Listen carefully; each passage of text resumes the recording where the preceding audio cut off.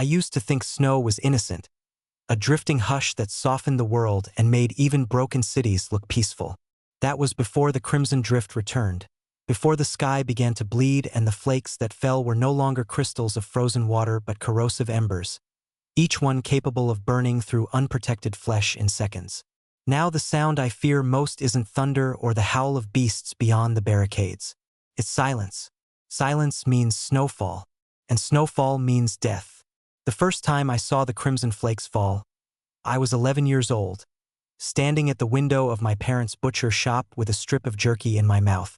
I remember the way the flakes glowed faintly as they dropped from the poisoned clouds, like scraps of dying stars.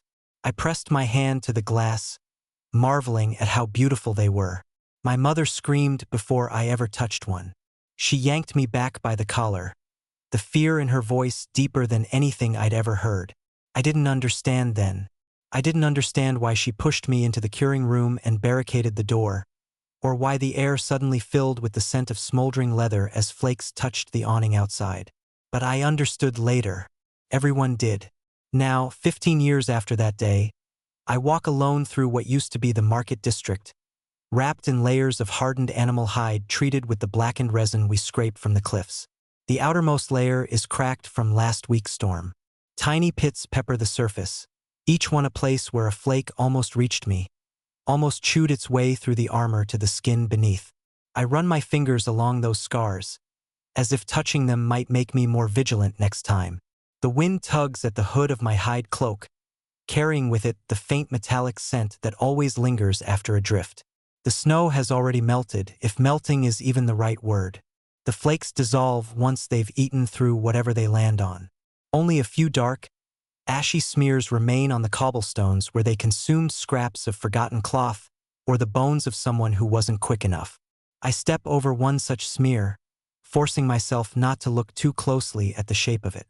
I am out here for a reason, because I am desperate, because I am stupid, because the one person who ever made the world feel less cruel disappeared 2 nights ago, and I would rather walk straight into the blizzard's mouth than let the city council tell me her life isn't worth the resources it would cost to search for her. Her name is Lyra. She was my friend long before she became something more, something I never found the courage to say aloud. She had a laugh like warm smoke and eyes the color of storm-washed slate. She worked as a runner, someone foolish enough to brave the world beyond the city walls to gather resin and supplies before the drifts became more frequent and shortened our windows of safety. She was also the only person who believed the drifts weren't random. I used to laugh at her theories. She thought the drifts followed patterns, that the crimson snow fell heavier near the old ruins, that maybe, just maybe, someone or something controlled it.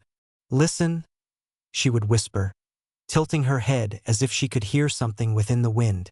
"It's like breathing. The world is breathing, Sol. And I don't think it likes us anymore." But when she vanished, it wasn't during a drift. It wasn't during a storm.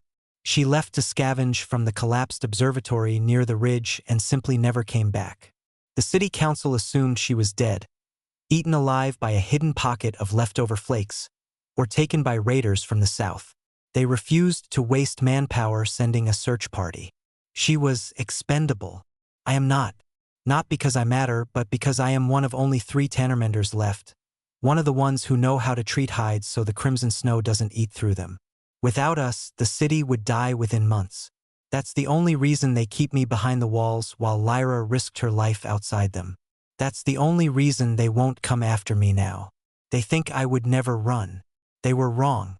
My breath fogs inside my hood as I move deeper into the market district, toward the old gate. The buildings here are hollowed ruins, their roofs caved in from years of storms. The sun hangs low behind the clouds, a faint orange smear struggling against the gray. I keep one eye on the sky. If the clouds darken to that distinctive rusty hue, the one that signals another drift, I'll have maybe 10 minutes to find shelter before the flakes start falling. 10 minutes between life and liquefied skin. A faint sound echoes down the street. A crunch. Not snow, thank the old gods, but footsteps. I duck behind a toppled cart, pressing my body into the cold shadow. The treated hide creaks softly as I crouch, and I grit my teeth, biting back a curse. The footsteps come closer, slow and deliberate. Not a beast, not a scavenger. Someone who knows how to move quietly. I reach for the bone-handled blade strapped to my thigh. My fingers rest on the hilt, steady, ready. When the footsteps pause just a few strides away, I hold my breath. A voice drifts out. Sol, I know you're there. The tension in my muscles goes rigid, then slackens, replaced with a different kind of fear. I step out from behind the cart and face him. Eris, captain of the watch. Tall, armored in the thickest treated hide the city can spare. His broad frame casting a long shadow across the broken street. His eyes, pale blue and disappointingly kind, rest on me with something like pity. You shouldn't be out here, he says. I could say the same. He huffs a breath. Difference is, I'm supposed to be here, and I'm supposed to be inside. I say, treating hides, pretending I don't care that Lyra is still missing. His jaw tightens. He steps closer and I force myself not to step back. Sol, you know I cared about her too. Not enough to search for her. His silence admits the truth. Eris looks up at the sky, as if reminding himself how little time either of us has. If the council finds out you're gone, what? They'll punish me? Throw me out. I spread my arms. They've already done that, haven't they? His breath catches. For a moment, I think he will try to drag me back by force. I'm half prepared to fight him if he does. But instead he sighs, a long, weary exhale, and reaches into his pack. He pulls out a canister of resin.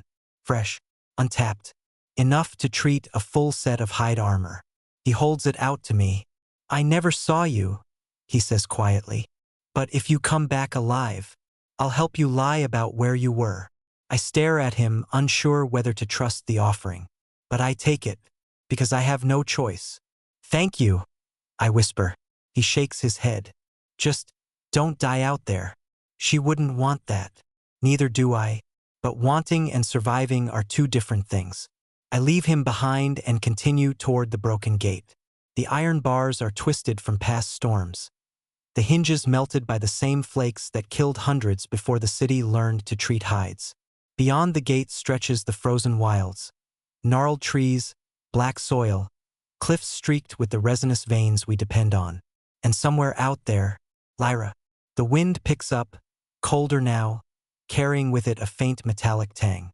My pulse spikes. That smell. I know that smell. A drift is coming. Not soon. Now. I look up at the sky and watch in numb horror as the clouds deepen into the sickening red of coagulating blood. I have maybe 5 minutes, maybe less, and there is no shelter in sight. I break into a run, boots crunching over frozen detritus. Each stride sends shards of ice skittering like broken glass across the street, and for a brief moment, I feel the old, familiar thrill of being alive. But it is fleeting. The clouds churn overhead, heavier now, and the crimson light seeps through like ink spreading across paper.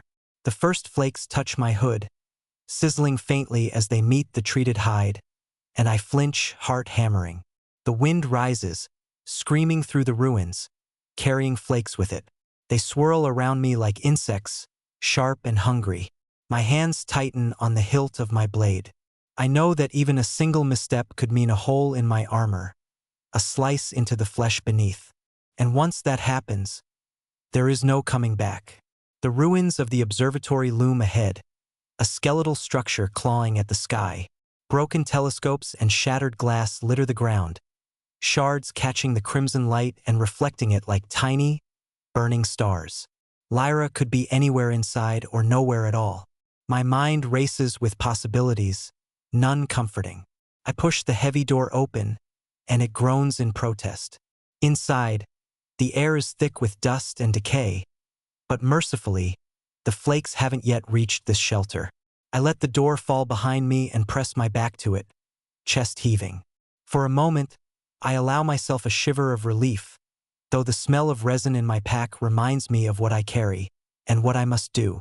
I move cautiously through the observatory, each step measured. The wooden floors creak, echoing through the hollow space. My eyes search for signs of life. Footprints, blood, any indication that she made it this far. The faint glow of crimson light filters through the shattered roof, casting long, hellish shadows. A whisper of movement. I freeze. Sol. My heart leaps. Lyra? I whisper back, barely daring to hope. A figure emerges from the shadows, thin, wrapped in layers of hide, but hunched and trembling. Her hair is matted, streaked with frost, and her hands clutch a small, battered pack. Relief and terror hit me in tandem. She's alive. Barely. Shoo! I say, stepping closer. You have to move. A drift's coming. She nods, eyes wide and unblinking, like a deer caught in the headlights of an oncoming storm. I didn't think anyone would come, she murmurs.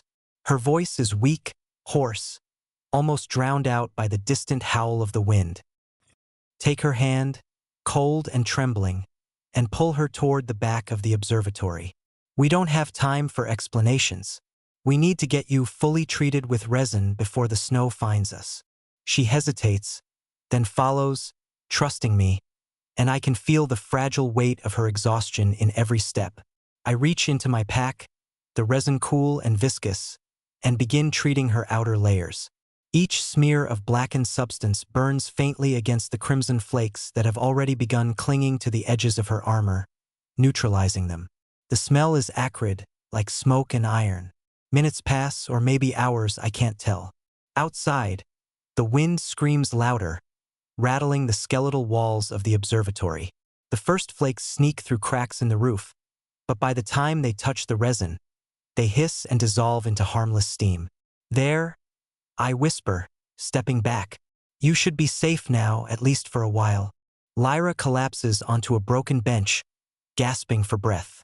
Her eyes meet mine, and I see the same storm of emotions reflected there that I feel inside. Fear, relief, and something darker. Rage, perhaps, at the world that would let this happen. We have to go, I say, though I know she can barely stand. We can't stay here. The drift will break through eventually. She nods, trying to stand, but her legs wobble. I grab her, half dragging, half supporting her as we make our way to the stairs that lead to the rooftop. The sky above is a violent swirl of red and black. The flakes fall thicker now, slicing through the air with unnatural precision. I can hear them hitting metal and stone, hissing like fire. We reach the roof, and for a moment, I stop to survey the scene. The city beyond the walls is a ghostly expanse, ruined towers and empty streets dusted with the faint red glow of the coming drift. And out in the distance, the frozen plains stretch endlessly, treacherous and silent, except for the whispering snow. We need to cross, I say. There's an old supply cache near the cliffs. If we can make it there, we can rest and plan our next move. She looks at me, exhausted, terrified, yet defiant. Cross the drift? Are you insane? Maybe, I admit, but we don't have a choice. You don't get to die today. Not when I promised I'd come for you. Her lips twitch, almost a smile. Almost. I wait until the snow lets up slightly, a temporary lull that I know won't last long, and then we move. Every step is calculated, every breath measured. The flakes catch the edges of my hood, hiss against my armor, and I flinch each time, half expecting the resin to fail. But it holds, for now. Halfway across the open expanse, a shadow moves in the periphery of my vision. I freeze, pulling Lyra down behind a toppled wall. The shadow detaches from the snowstorm, tall, humanoid, moving with an unnatural grace. My pulse spikes. I can't make out the face beneath the hood, but the weapon in its hand gleams faintly in the crimson light. Stay quiet, I hiss, gripping my blade tighter. The figure pauses, scanning the snow-covered ruins, then moves on, silent as a predator. I exhale slowly, barely daring to move until it is out of sight. Lyra squeezes my arm. Who was that? She whispers. I don't know, I admit, but I think it might be one of the shadows. I had heard rumors of them, silhouetted hunters who thrived in the drifts, immune to the snow through some twisted alchemy. Some said they were once human, others said they were something else entirely. I had never encountered one myself, and I hoped I never would. But now, seeing it glide through the storm, I realize hope is a dangerous thing. We continue, moving faster now, knowing the window is closing. The snow hisses against treated hide, and I can feel its attempt to reach skin beneath. Every second is a gamble, every step a risk, and all the while, the storm grows hungrier, as if it senses our presence and is determined to punish us. We reach the cliffs as the last light of the sun dies behind the horizon. The edge of the world stretches below, black and frozen, cliffs jagged as broken teeth. The supply cache is just beyond, half buried under years of accumulated snow and debris. I glance at Lyra, who is shivering violently, frost already crawling across her exposed skin. Almost there, I whisper. Just a little further. She nods, teeth chattering, and together we press forward. Behind us, the storm roars like a living beast, each flake a dagger, each gust a whip. And yet, despite the terror, despite the pain, despite the gnawing certainty of death, we move, because to stop is to surrender. And neither of us knows how to do that. We reach the cache just as the snow intensifies again, the crimson flakes falling faster, thicker. The world becomes a blur of red and white. Lyra stumbles as we reach the pile of debris, and I catch her before she falls. Her breath is coming in ragged gasps now, and her skin is pale, lips tinged blue beneath the frost. Lyra, hold on. We're almost there, I say, my voice gruff with the fear I won't let show. She nods weakly, but I can see the exhaustion in her eyes, the same weariness I feel creeping into my own bones. I push through the debris, searching for the hidden hatch. The cold begins to gnaw at the edges of my treated hide, and I'm afraid the resin is weakening. The storm is relentless. I dig my hands into the snow, feeling for the familiar latch. Takes longer than I expect. Each second stretches, as if the storm itself is trying to stop me, testing my resolve. Finally, I find the cold metal and yank it open. The hatch creaks open just enough to slip through, and I pull Lyra in with me. The air inside is stale and heavy, but it's a sanctuary from the storm. We're safe for now. I slam the hatch shut behind us and collapse against the metal wall, my breath coming in harsh, shallow bursts. Lyra crumples beside me, curling into herself. Her teeth are chattering violently, and her breath is a thin, labored wheeze. I don't know how long we stay there, in the damp, oppressive darkness of the cache. The storm outside howls, a distant roar that fills every inch of this place, and the weight of silence presses down on us like an invisible hand. I can't bring myself to speak. There's nothing to say, really. We're alive. But for how long? Lyra's voice breaks the stillness. I thought I was going to die out there, she murmurs, her words barely audible over the storm. You almost did, I reply quietly. My eyes are fixed on the faint light from the crack in the hatch. But you didn't, and neither will I. She laughs weakly, but the sound is bitter. I almost didn't want to survive. The drifts, the shadows. I thought if I died, it would end. But it doesn't end, does it? No, I say, shaking my head. It never ends. She's silent for a long time. I can feel her eyes on me, but I don't meet her gaze. Not now. Not when I don't have the answers. Eventually, she speaks again, her voice rough but determined. I was wrong, she says, about the drifts. I look at her sharply, not sure if I'm hearing her right. What do you mean? The drifts aren't random, she continues, eyes bright despite the exhaustion. But they aren't just storms either. They're a signal. A signal, I repeat, my voice low, a dangerous sense of dread curling in my stomach. She nods, though I can see she's struggling to stay conscious. I don't know who or what is behind it, but I know the patterns. The storms follow the old ley lines, the ones the ancients used to build their cities. And those ley lines, she coughs, then winces in pain. Those ley lines lead to something. Something under the ground. The words she's speaking hit me like a physical blow, and I freeze. You're saying the drifts aren't natural? No, she says, her eyes glazing over. Not natural. Not random. It's the earth itself. Something beneath us. Something sleeping. She shudders, like the words have left a bitter taste in her mouth. But it's waking up. And when it does, the drifts will get worse. I want to ask more what exactly she means by something beneath us and how she knows all of this, but I can't. She's too far gone. She's burning up with fever, her skin flushed beneath the frost, and I can see how labored her breathing is now. She's not going to last long in here if we don't find shelter and food. The resin can keep us safe from the snow, but not from hunger or infection. I shift closer to her, trying to keep her warm. She leans into me weakly, her hand gripping mine like she's trying to anchor herself to this world. "I'm sorry," she whispers, her voice barely audible. "I never thought you'd come for me. I thought I was alone in this." "You're not alone," I say softly, brushing a strand of hair from her face. "I promised I'd find you, didn't I?" Her eyes flutter closed, and I feel her body relax against mine. Too still, too quiet. She's slipping into unconsciousness, and I'm helpless to stop it. I can't lose her. Not like this, not when she's just given me the key to something that could change everything. A noise cuts through the stillness, sharp and sudden. A sound like scraping metal against stone. I stiffen. The storm outside has intensified again, the howling winds nearly deafening. But this noise, it's different. It's too deliberate, too purposeful. I motion for Lyra to stay quiet and move toward the hatch, my hand instinctively reaching for my blade. The sound grows louder, and I know we're not alone anymore. The shadows, they've found us. I force the latch open, peering through the crack.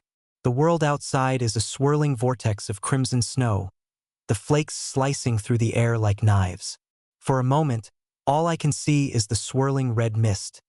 But then, just on the edge of my vision, I catch sight of movement. The figure is tall, hooded, and cloaked in dark shadows, its form barely visible against the storm. The figure is moving closer. "Lyra," I whisper urgently, "wake up!" She stirs, her eyes fluttering open, but she's disoriented. She's too weak to move on her own. The figure pauses, standing motionless in the snow. Then, with unnatural speed, it moves, straight toward us. I slam the hatch shut with a thud, heart pounding. For a moment, everything is still. The only sound is the storm, howling in fury, the flakes banging against the hatch like 1,000 tiny fists. But the silence doesn't last long. The hatch shudders. Then again, a hard thump, louder this time. It's no longer a question. We're being hunted. I can feel the heat of the resin slowly fading, the safety it offers slipping away with every passing second. And deep down, I know the truth. We aren't safe. Not here. Not anymore. We need to move, I say, pulling Lyra to her feet. Now. She nods, her face pale, her body trembling from exhaustion. She doesn't have the strength to fight, but she doesn't need to. I'll protect her. I just hope I can protect us both. I wrench the hatch open, the metal scraping harshly as it gives way. The storm outside howls louder, a suffocating roar that drowns out everything else. The crimson flakes fall like burning embers, slicing the air with a malicious hiss. The figure stands just beyond the edge of the hatch, too close, too precise in its movements. A shadow in the storm, but I can feel its presence like a weight pressing down on me, as if the very air has thickened around us. My hand tightens on the hilt of my blade, and I pull Lyra to my side. Her legs tremble beneath her, but she's still conscious, still with me. She's trying to focus, her fogged gaze moving toward the figure just beyond the hatch. The figure takes another step forward. I don't hesitate. I slam the hatch shut with as much force as I can muster, hearing the loud clunk of metal against metal as it locks back into place. But I know it won't hold for long. The thing outside is far too focused, far too relentless. I turn, eyes scanning the dim interior of the cache, looking for any means of escape. There's only one way out. A narrow corridor that leads deeper into the earth, a forgotten tunnel used by the old guard, long since abandoned. But it's a gamble. We don't know where it leads, and I can hear the thing outside. It's moving, its footsteps light but deliberate, like it knows exactly where we are. Lyra's breath comes in ragged gasps, and I know she won't be able to keep up much longer. Her body is worn, and the fever is taking its toll. But there's no time to argue, no time to do anything but move. We go down, I whisper urgently, grabbing her by the arm. She nods weakly, her lips parted, eyes wide with fear and exhaustion. There's no fight left in her, not now. I lead her toward the back of the cache, to the old, rusted hatch that leads into the tunnels. The stairs are slick with frost, the air thick with the smell of stagnant moisture. I hesitate just for a moment, scanning the room once more, my heart thudding in my chest, but I don't see the shadow outside the hatch. Not yet. I push open the tunnel door, the metal creaking as it gives way. The dark maw ahead swallows us, and I pull Lyra in after me, closing the door behind us as silently as I can. The cold inside the tunnel is a different kind of bitter. It's the kind of cold that sinks into your bones and won't let go, a lingering chill that fills the air like the breath of something dead. I hear the distant scrape of something against the stone above us. The figure is still out there, hunting, waiting. But we're hidden for now. I pull Lyra deeper into the tunnel, my steps heavy on the wet stone floor. The air smells damp, like old earth, like something forgotten. The further we go, the darker it becomes, the flickering light from our breath casting pale shadows on the walls. I don't know how far we walk, or how long we've been in the dark. Time is meaningless now. The world outside could be burning, for all I know, but it doesn't matter. The only thing that matters is getting Lyra to safety. But the more I think about it, the more I realize the truth of what she said. This place isn't just a refuge. It's an escape, a descent into something far worse. I stop abruptly, hearing a faint sound, a rustling behind us. Lyra stirs beside me, her body stiffening as she listens. She doesn't speak. She doesn't need to. The scrape comes again, this time closer. I turn sharply, drawing my blade from its sheath with a fluid motion. My heart hammers in my chest, and I feel the hair on the back of my neck stand up. There's something there, something moving. I squint into the darkness, trying to pierce the blackness, but it's no use. The tunnel is too thick with shadow. But then, I hear it, the soft shuffle of footsteps, the dragging of something heavy against the ground. Lyra, I murmur, my voice barely more than a breath. She's too weak to run, too fragile, but she looks at me with wide eyes, her mouth parting to speak. I gesture for her to stay silent, and then I see it, a flicker of movement in the dark. A figure, tall, its body unnaturally thin, but its movements eerily precise. It shifts in and out of the shadows, a pale blur that grows more distinct the closer it gets. Its limbs are too long, too jagged. A shadow, the thing that hunts the living. I don't hesitate. I rush forward, blade raised.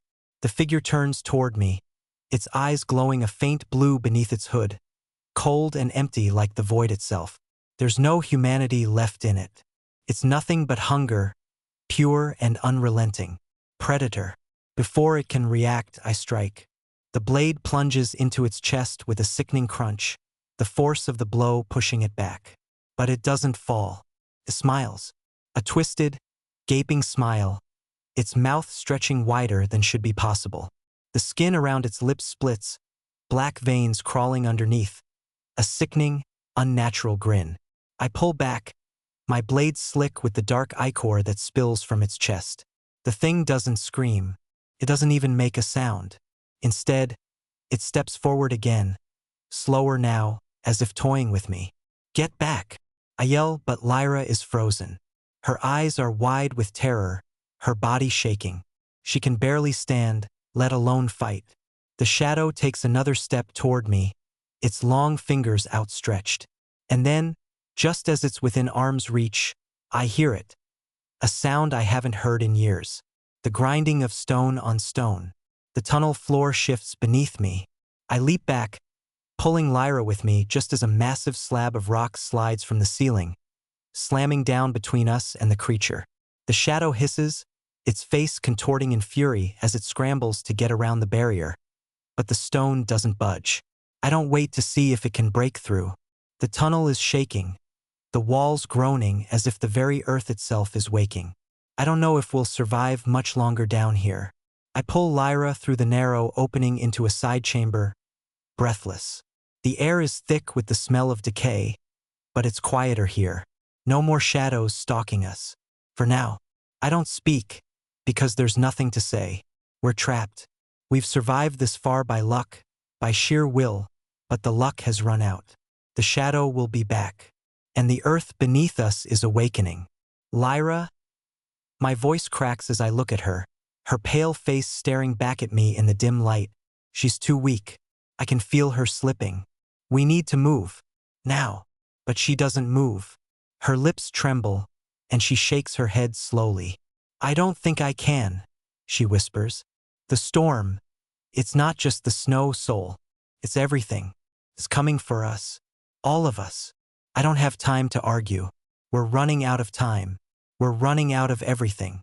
But I pull her to her feet anyway, because it's not just the storm we're fighting anymore. It's the world itself. We move, stumbling through the narrow chamber, my feet slipping on the damp, uneven stone. The air grows thicker, colder, as if the walls themselves are closing in. Lyra is barely conscious now, her eyes glazed over, her breath shallow. I try not to look at her, not to feel the panic clawing at my chest. We don't have much time. I keep pushing forward, my heart pounding in my ears, my mind screaming at me to hurry. The shadow could return at any moment. The earth could shift again. The storm outside, it won't stop. It can't stop. Lyra's hand feels like ice in mine, but I can't slow down. I don't have the luxury of slowing down. We reach another tunnel junction. There's no sign of life here, nothing but the dark stone and the echo of our footsteps. The walls are coated in a slick, black slime that gives off a faint, sour smell.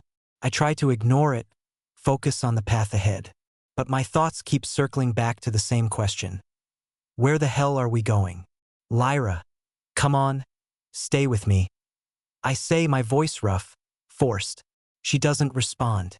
She's almost completely out of it now, her head lolling to the side as if she's lost all strength to hold it up. I drag her forward, but her legs buckle beneath her. She collapses in a heap, too weak to stand on her own. I curse under my breath, kneeling beside her. There's nothing left to do but wait for her to catch her breath, to recover even a little. But I know that waiting means we're at the mercy of the storm, of the earth, of whatever else is hunting us down in these depths. I press my palm to her forehead, the heat from her fever radiating through my glove. She's burning up. She's slipping away, and I don't know how to stop it. I can't give up. Not now. Lyra, stay with me. I whisper urgently, my voice trembling. For a moment, nothing happens. The air is thick, suffocating. The silence is a heavy weight, pressing down on me. Then, weakly, she opens her eyes. Her pupils are dilated, unfocused, but she manages to look at me. It's not just the snow, Sol, she says hoarsely, her voice barely a whisper. The drifts are waking something buried beneath us, beneath the city. Her breath hitches, her body shuddering as she tries to sit up. It's pulling us down. The whole world. It's being dragged into the earth. The drifts are just the beginning. I try to absorb her words, but they don't make sense. What do you mean? The drifts are storms. That's all. The weather's changed. The world's changing. It's chaos. She shakes her head, her lips trembling. It's not just the storms. The earth itself is shifting. The drifts aren't random. They're messages, warnings. I stare at her, not understanding. But before I can ask her to explain further, the ground trembles beneath us. A low, deep vibration, like the pulse of the earth itself, rolling through the stone beneath my feet. I freeze, my heart skipping a beat. It happens again. The ground shifts, just slightly, but enough to make me feel like we're standing on the edge of something. The walls groan with the weight of it, as if they're shifting with the tremors. Lyra's eyes widen in terror. It's here. And then the floor gives way. The ground cracks open beneath us with a sharp, violent snap, like the sound of bone breaking. I throw myself over Lyra, trying to shield her, but it's no use. The floor collapses. The stones shatter, sending us tumbling downward into a black, gaping hole that opens up beneath our feet. I try to grab hold of something, anything, but it's too late. The world around us is nothing but darkness and falling stone. We hit the ground hard. My back slams into the earth with a sickening crack, the air knocked from my lungs. Pain explodes through my body, and for a moment, everything goes white. I struggle to open my eyes, but they won't obey. The world spins, my thoughts swirling in a haze. I hear Lyra's voice, weak and distant. Her name spills from my lips, but I can't tell if I'm speaking out loud or in my head. The world is shifting again. The tremors are more intense now, more frequent. The walls above us groan, a sound like a dying animal. The earth is alive and it's angry. I manage to sit up, gasping for breath, and that's when I see it. A fissure in the ground. The earth has split wide open, revealing a deep, glowing red pit beneath us. It pulses with a sickly, unnatural light. The air smells like burning sulfur, and the heat radiating from the crack is almost unbearable. Lyra is still lying beside me, her face pale, her eyes closed. I drag myself toward her, ignoring the pain in my ribs, the throbbing in my skull. Lyra, I rasp, shaking her shoulder. Wake up. She stirs, her eyes fluttering open, but she doesn't say anything.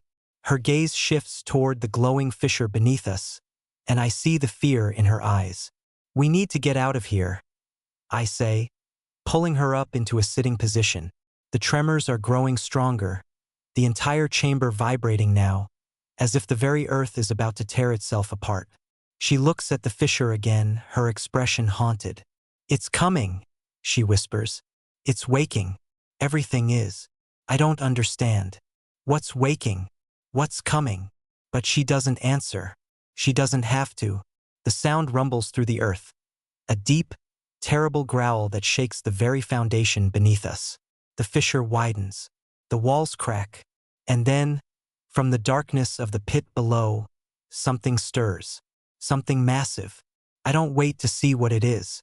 I pull Lyra to her feet, my body screaming in protest, and I drag her toward the only other exit I can see, a narrow tunnel on the far side of the chamber. The tremors are so violent now that it feels like the entire world is collapsing around us, the ground cracking open as if it's being split by something enormous, something ancient.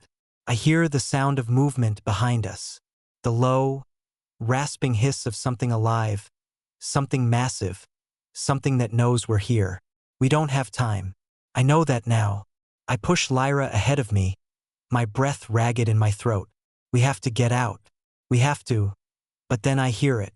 A voice. A whisper. Sol? I freeze, my blood turning cold. I know that voice, but it can't be. I turn, my heart hammering in my chest.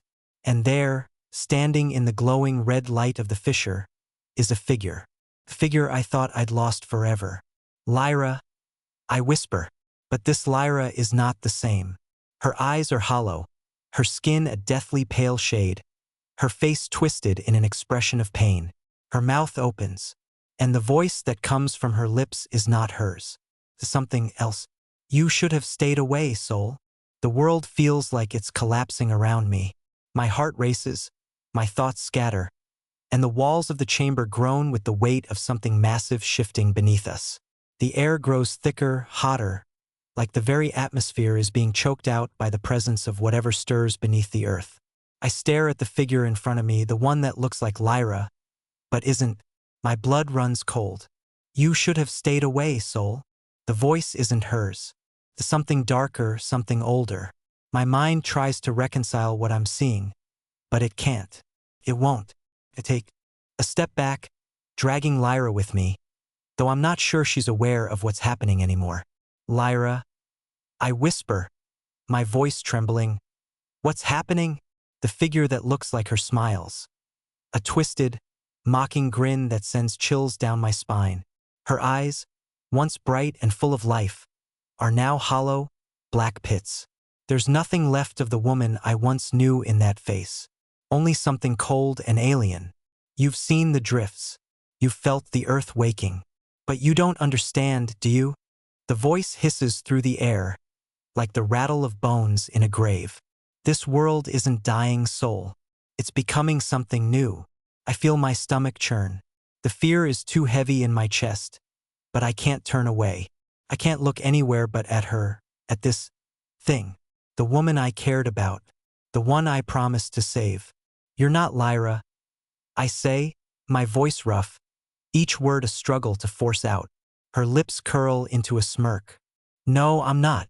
But I was. For a time. She was weak, fragile.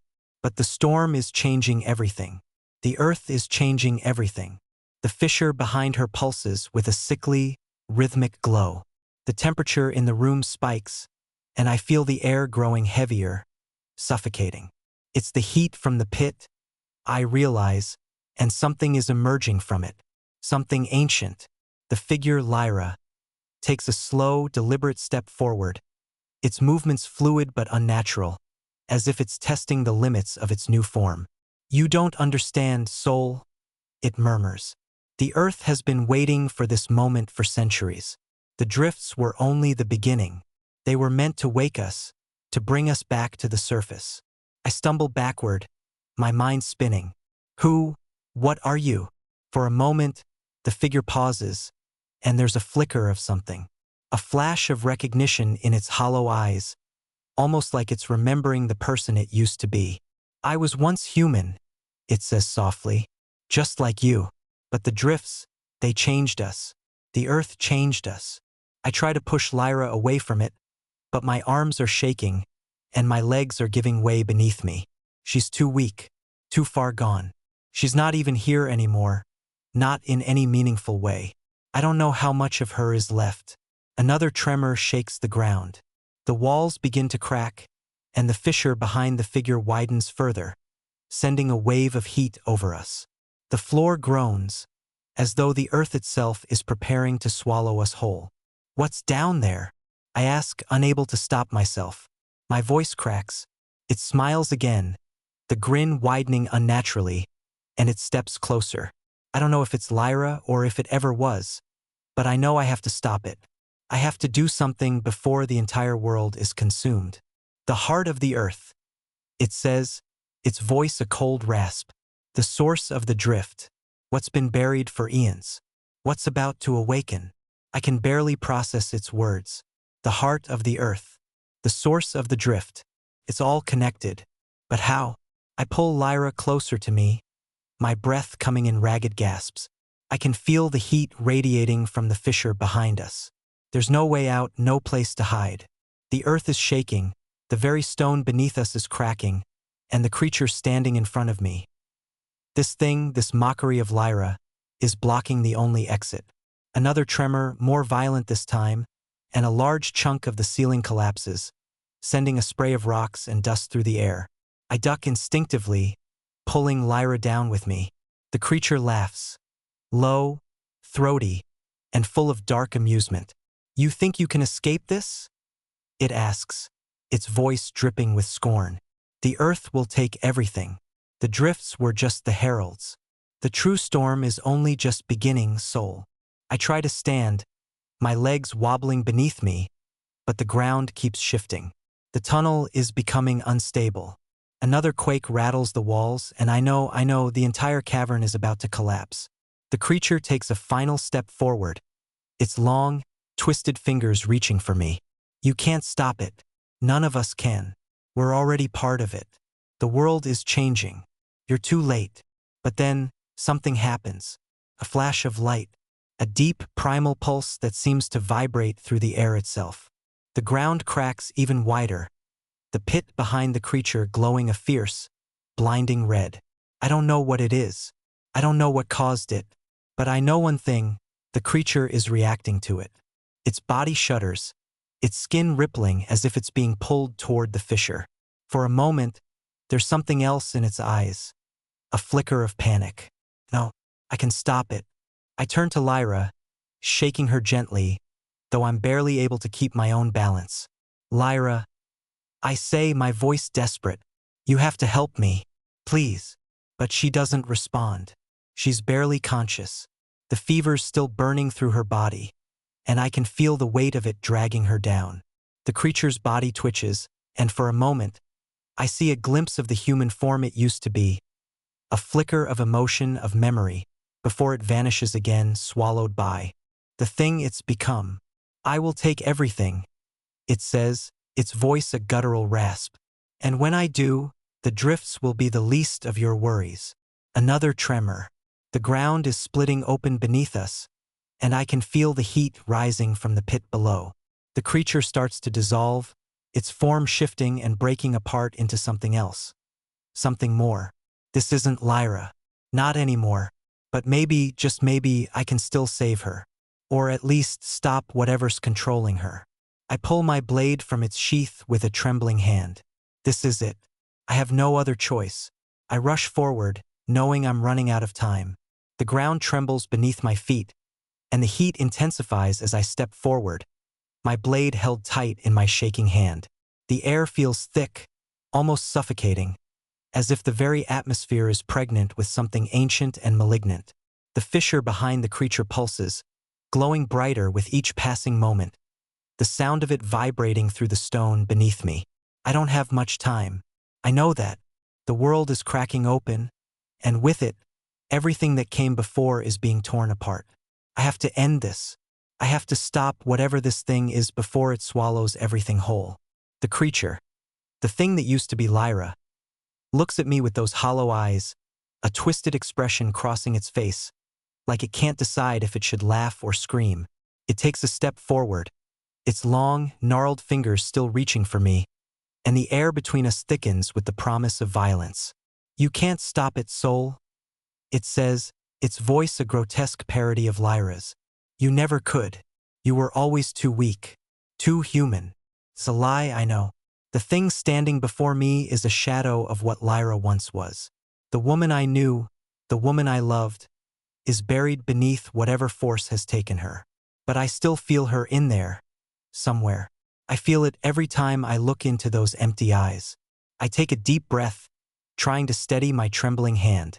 The blade is heavier now, as though it's weighed down by everything that's happened. By the storm, by the drifts, by the earth itself. But I can't let it slow me down.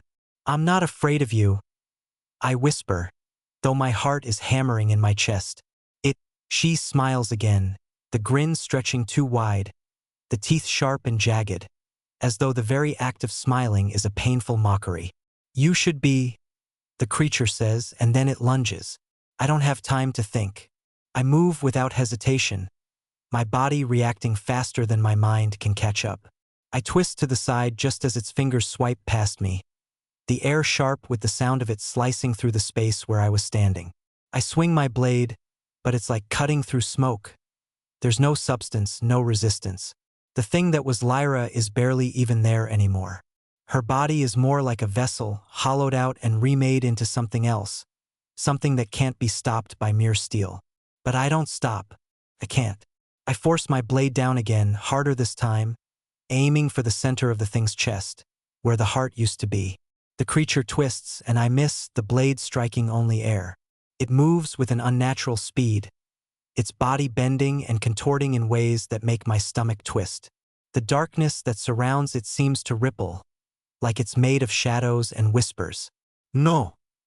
I scream, frustration and fear thick in my voice. With a growl, the creature takes another step toward me, raising its hand to strike. But just as its claws are about to come down on me, a new sound interrupts the silence.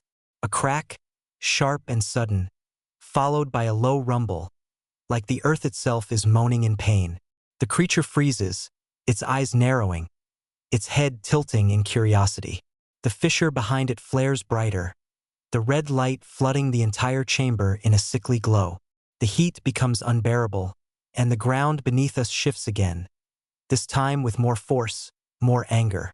And then, a voice, a real voice, not the hollow echo of the creature in front of me. Sol. It's weak, trembling, but it's her. It's Lyra's voice. I turn, my heart leaping into my throat, And there she is. Not the thing that was in front of me. Not the twisted, nightmarish version that called herself Lyra. The real Lyra. She's lying against the wall of the chamber, her body pale and shaking, but her eyes are clear. She's struggling to sit up, her breath shallow but determined.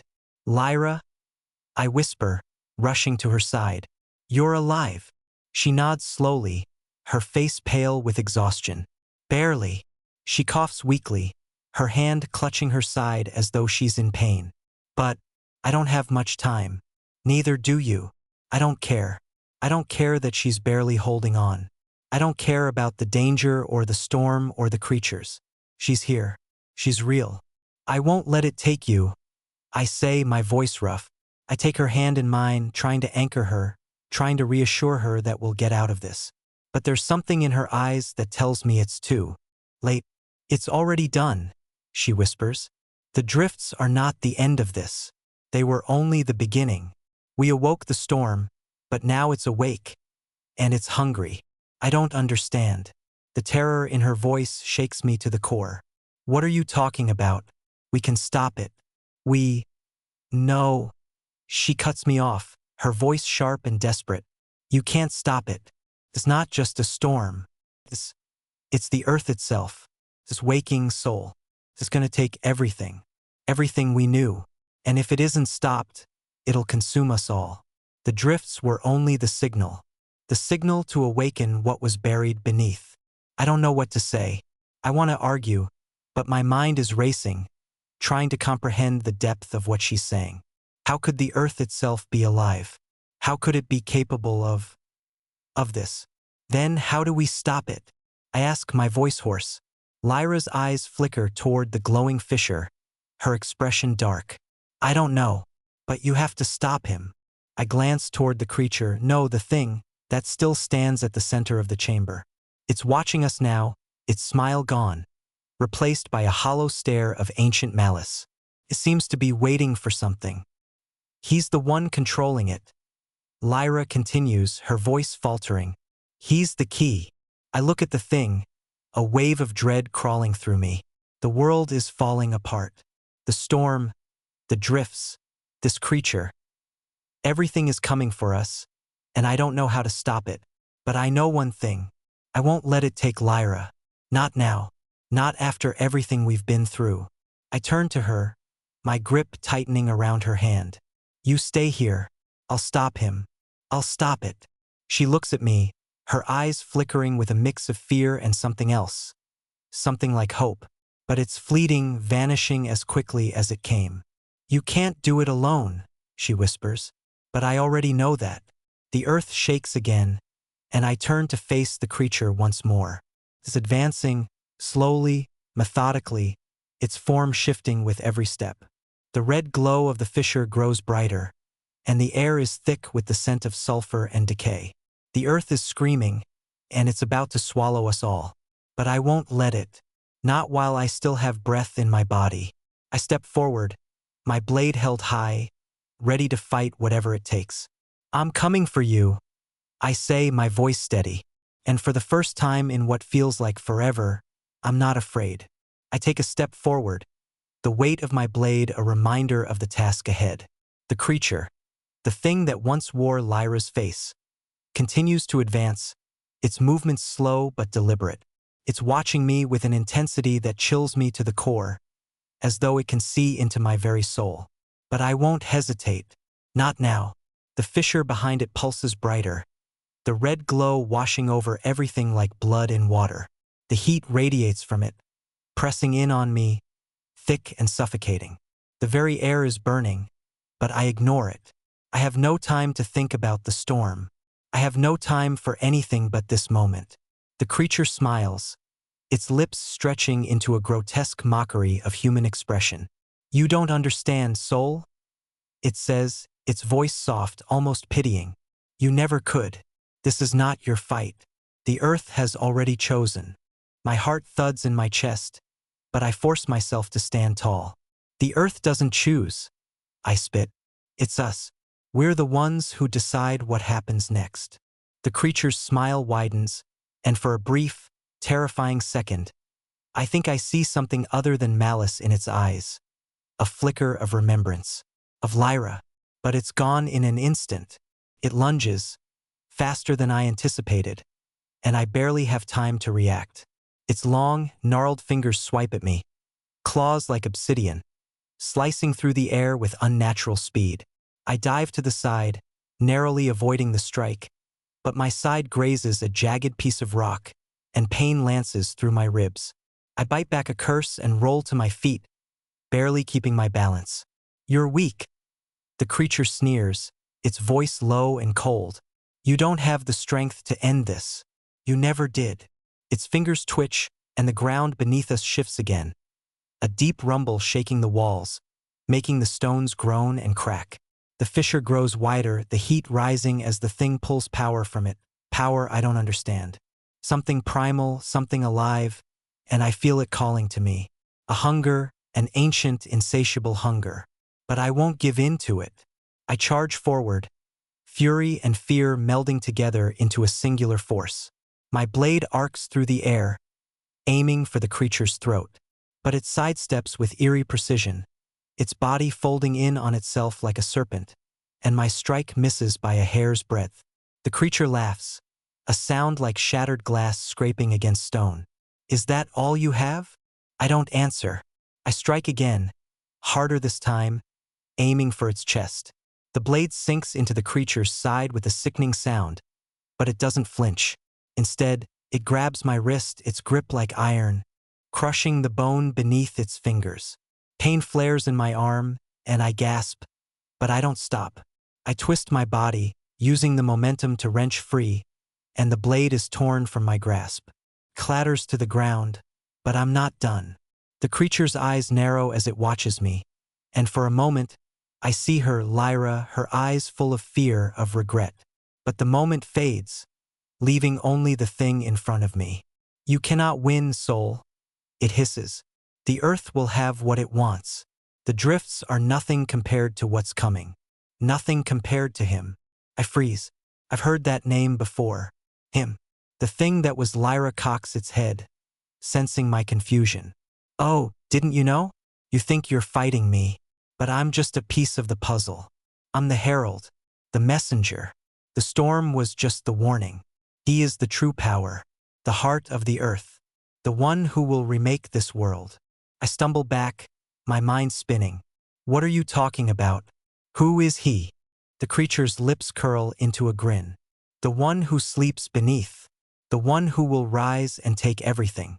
He is the source of the drifts. He is the storm." My stomach drops. The storm, the earthquakes, the drifts, it's all connected. But the heart of the earth, what does that even mean? Before I can gather my thoughts, the ground trembles again, this time with such intensity that I'm thrown off my feet. The stone beneath me cracks wide open, and I see the first signs of something enormous stirring beneath the surface. Something massive. The fissure widens further, revealing an abyss that seems to stretch down into eternity. The air grows thick, charged with an energy I can't comprehend. The earth itself is groaning, and I realize with a sickening certainty that the storm was never meant to pass. The storm was a sign, a harbinger for the true disaster. The creature, this thing that once was Lyra, stands over me, its form shifting, distorting as if it's struggling to keep its shape. "He is coming, Sol," it whispers, "and when he does, there will be nothing left for you to save. No world, no hope, no humanity." The words echo in my mind as I scramble to my feet, trying to focus on anything other than the terror that's beginning to spread through the very air. I turn, looking at Lyra, who is still slumped against the wall, her body racked with fever. Her eyes are closed, but I see the faintest flicker of something in them, an awareness. "Lyra," I shout, but my voice is drowned out by the rumbling of the earth, by the sound of the fissure widening.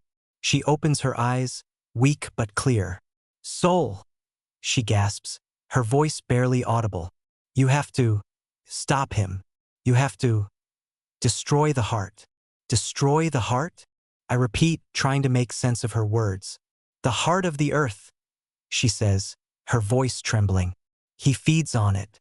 The drifts are just a part of the cycle. He's feeding on the life force of the planet. The storms are only the beginning. You have to destroy the heart before he fully awakens, or it will be too late. Her words hit me like a slap. The heart of the earth. That's what this creature, this thing, is talking about. That's what's pulling the drifts into existence. I look at the fissure again. The abyss that seems to go on forever. The glowing red light rising from it like a living, breathing thing. I don't know how to destroy it. I don't even know where to begin. But I don't have a choice. I turn back to face the creature, my heart pounding in my chest. If I destroy the heart, you'll die too. I say, my voice tight. The creature, Lyra, grins again, that same twisted smile that chills me to the bone. Yes, but I've already died. What's left of me is nothing. I'm just the vessel. The storm is what matters now. It's all that's left. I glance back at Lyra, and for a moment, I see her again. The real her. Her eyes, full of regret and fear. You can still save her, Lyra whispers. You just have to destroy the heart. Before it's too late. I don't answer. I can't. I know what I have to do. The creature, Lyra, shudders. Its form flickering like a candle flame caught in the wind. The darkness around it writhing. I can feel it now, the suffocating pull from the fissure, as though the earth is reaching up to claim everything, to pull it all into the abyss. The heat from the crack behind it is unbearable, and the very air hums with a sinister, unseen force. I don't have time to waste. Lyra's words are still echoing in my mind. Destroy the heart. The heart. I don't know how to destroy it. How do you kill something that's part of the very earth itself? A force older than anything I've ever known.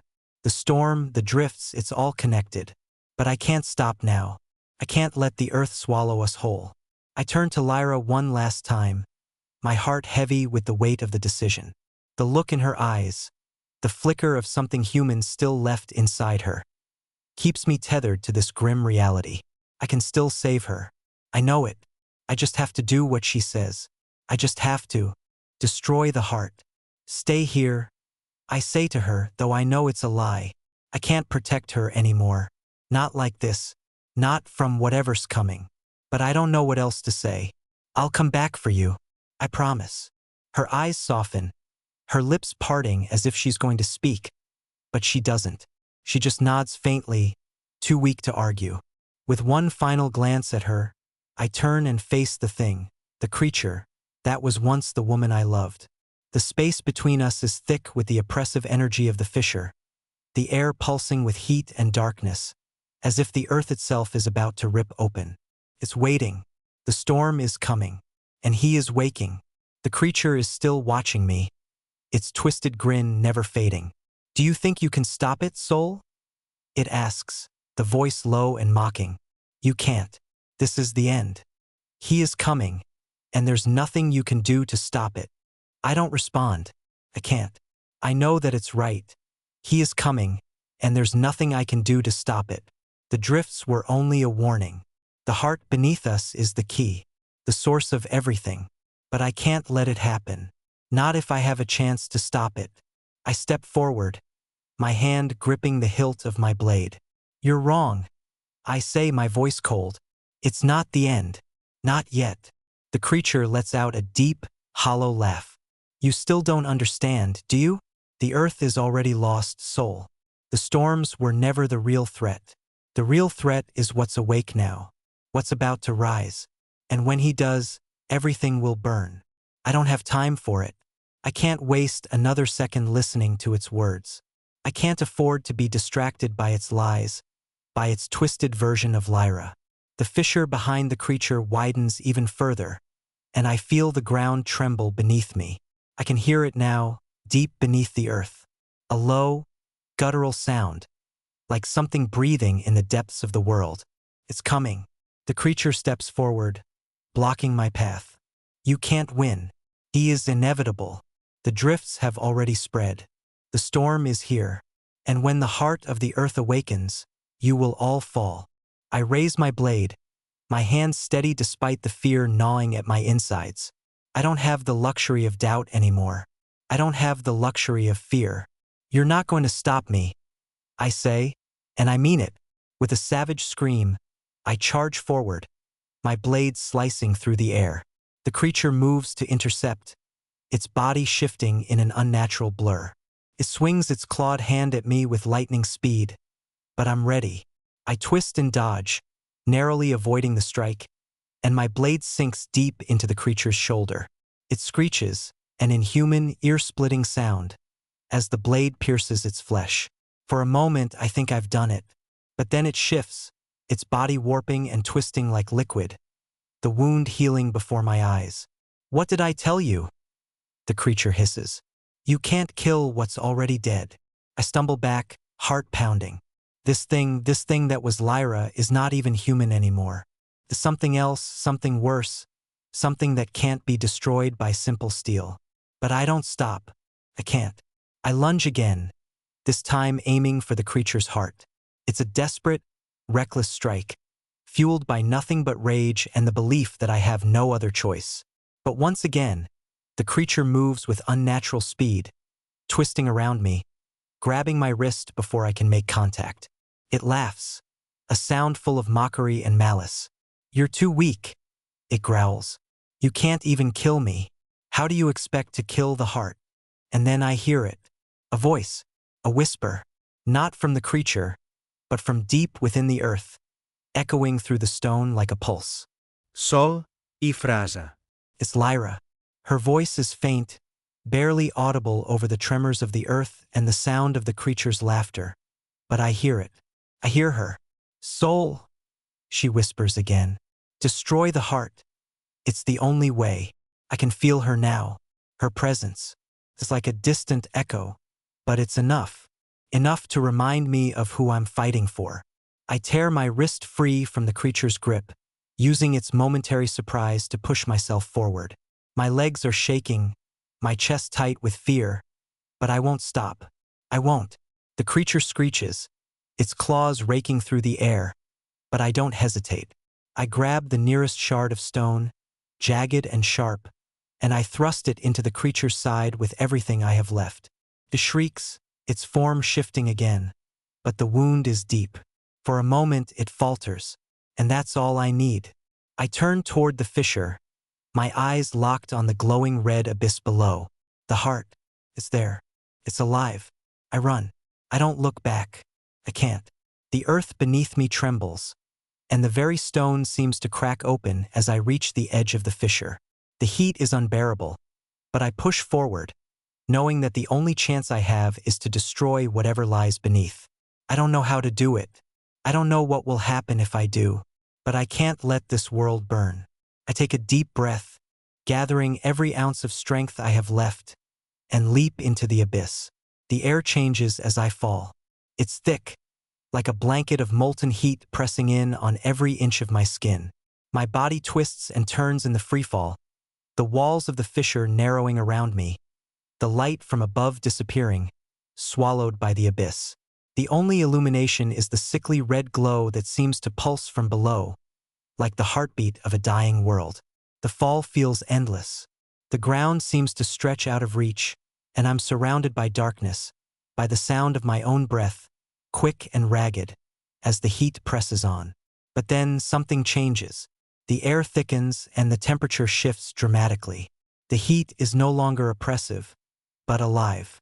It moves with a strange rhythm, like something breathing beneath the earth. A low hum vibrates through my chest, sending a wave of nausea through me. My head spins as the sound intensifies, the noise filling every part of my mind. It's not just a hum now, it's a voice, ancient, deep, and insistent. A whispering, like the rustling of trees in a windless night. Come closer. The voice is nothing like Lyra's, nothing like the creature that wore her face. It is deep, primal, and infinite, a voice that doesn't belong to any mortal being.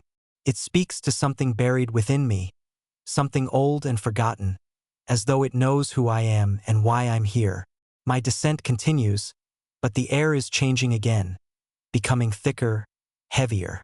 The walls of the fissure close in until I can barely see, the light growing brighter as I fall deeper. It's not light, No, it's the very energy of the earth, surging through the cracks, through the core of everything. I feel it now. The heart of the earth, the source of everything.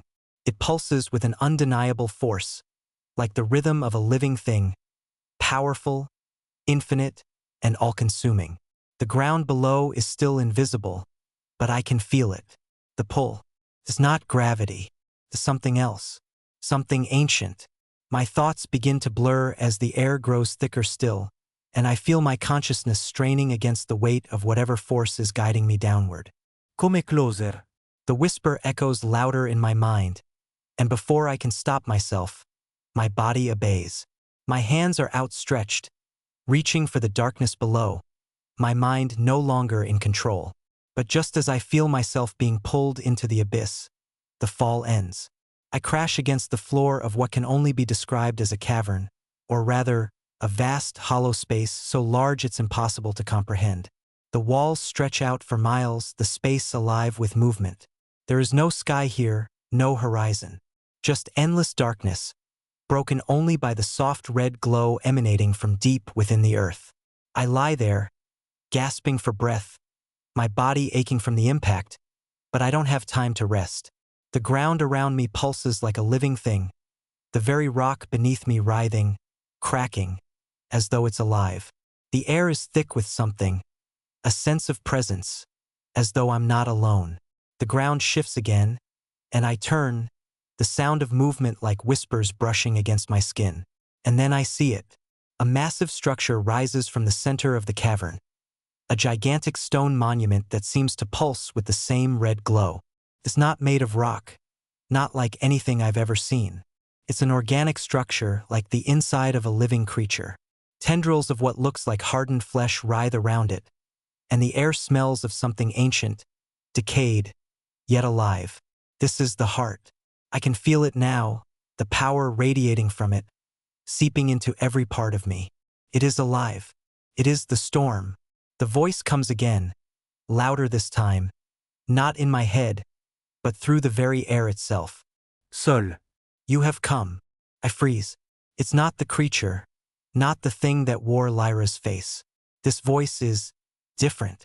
It doesn't belong to anything mortal. It belongs to the earth itself. I take a step back, my heart hammering in my chest, but my feet are drawn toward the heart, drawn toward the monument in the center of the cavern, as though I have no choice in the matter. The tendrils around it reach for me, curling like living vines, but they stop just short, as if waiting for my next move. You are the last of your kind to come to this place. The one who will make the choice. The words hit me like a punch to the gut. The choice. What choice? I try to move, to step away, but the air is thick, too thick, as if the very space around me is holding me in place. I can't move. I can't breathe. The pulse of the heart is overwhelming, and I hear it in my head, in my bones, in the very fabric of my being. This world is dying, Sol. The storms were only the beginning. They were the signal to awaken. The voice grows louder, more insistent, filling every corner of my mind. I try to close my eyes, to block it out, but it's impossible. The red light, the pulse of the heart, is everywhere. The earth will consume all, and from its ashes life will rise again. You have come to stop it, but you cannot. It is already too late. The storms are not the end, Sol. They are the beginning. And now you must decide. I stumble backward, panic rising in my chest. What choice? What is this place? The tendrils around the heart reach for me once more. But this time, they are different. They are not just reaching, they are pulling. I feel them around my wrists, around my ankles, pulling me toward the center of the cavern, toward the heart itself. You have come to destroy me, but you cannot. The storm is not mine to stop. It is yours. The choice is yours, Sol. My mind is reeling. What is it asking? What choice? The cavern begins to pulse with an even more intense heat, the red glow blinding now. I can hear the earth groaning beneath me, as though it's breathing, as though it's alive, and I realize with a sickening clarity that it is. The earth is alive, and it's starving. The heart before me is a source of power beyond anything I can comprehend, a power that could reshape the world. But it comes at a price. The choice is simple. The voice whispers, its tone growing almost tender. Give yourself to me. Join with the earth and you will become part of the new world. Or, destroy me and the world will fall. Your choice will decide the fate of everything. The tendrils tighten around me, pulling harder now, drawing me closer to the heart, and I realize the gravity of what it's asking. It's asking me to give in, to become one with the earth, to sacrifice myself to ensure the survival of this dying world. I feel it now, deep within my chest. The hunger. The earth is hungry, starved for something it's lost. Needs me. It needs everything. But I'm not ready to give in. Not yet. I shake my head, forcing my mind to clear, to focus on the one thing that still matters, Lyra. I can't give up. I can't let this world burn. But if I destroy the heart, if I kill it, everything will be lost. What choice do I have?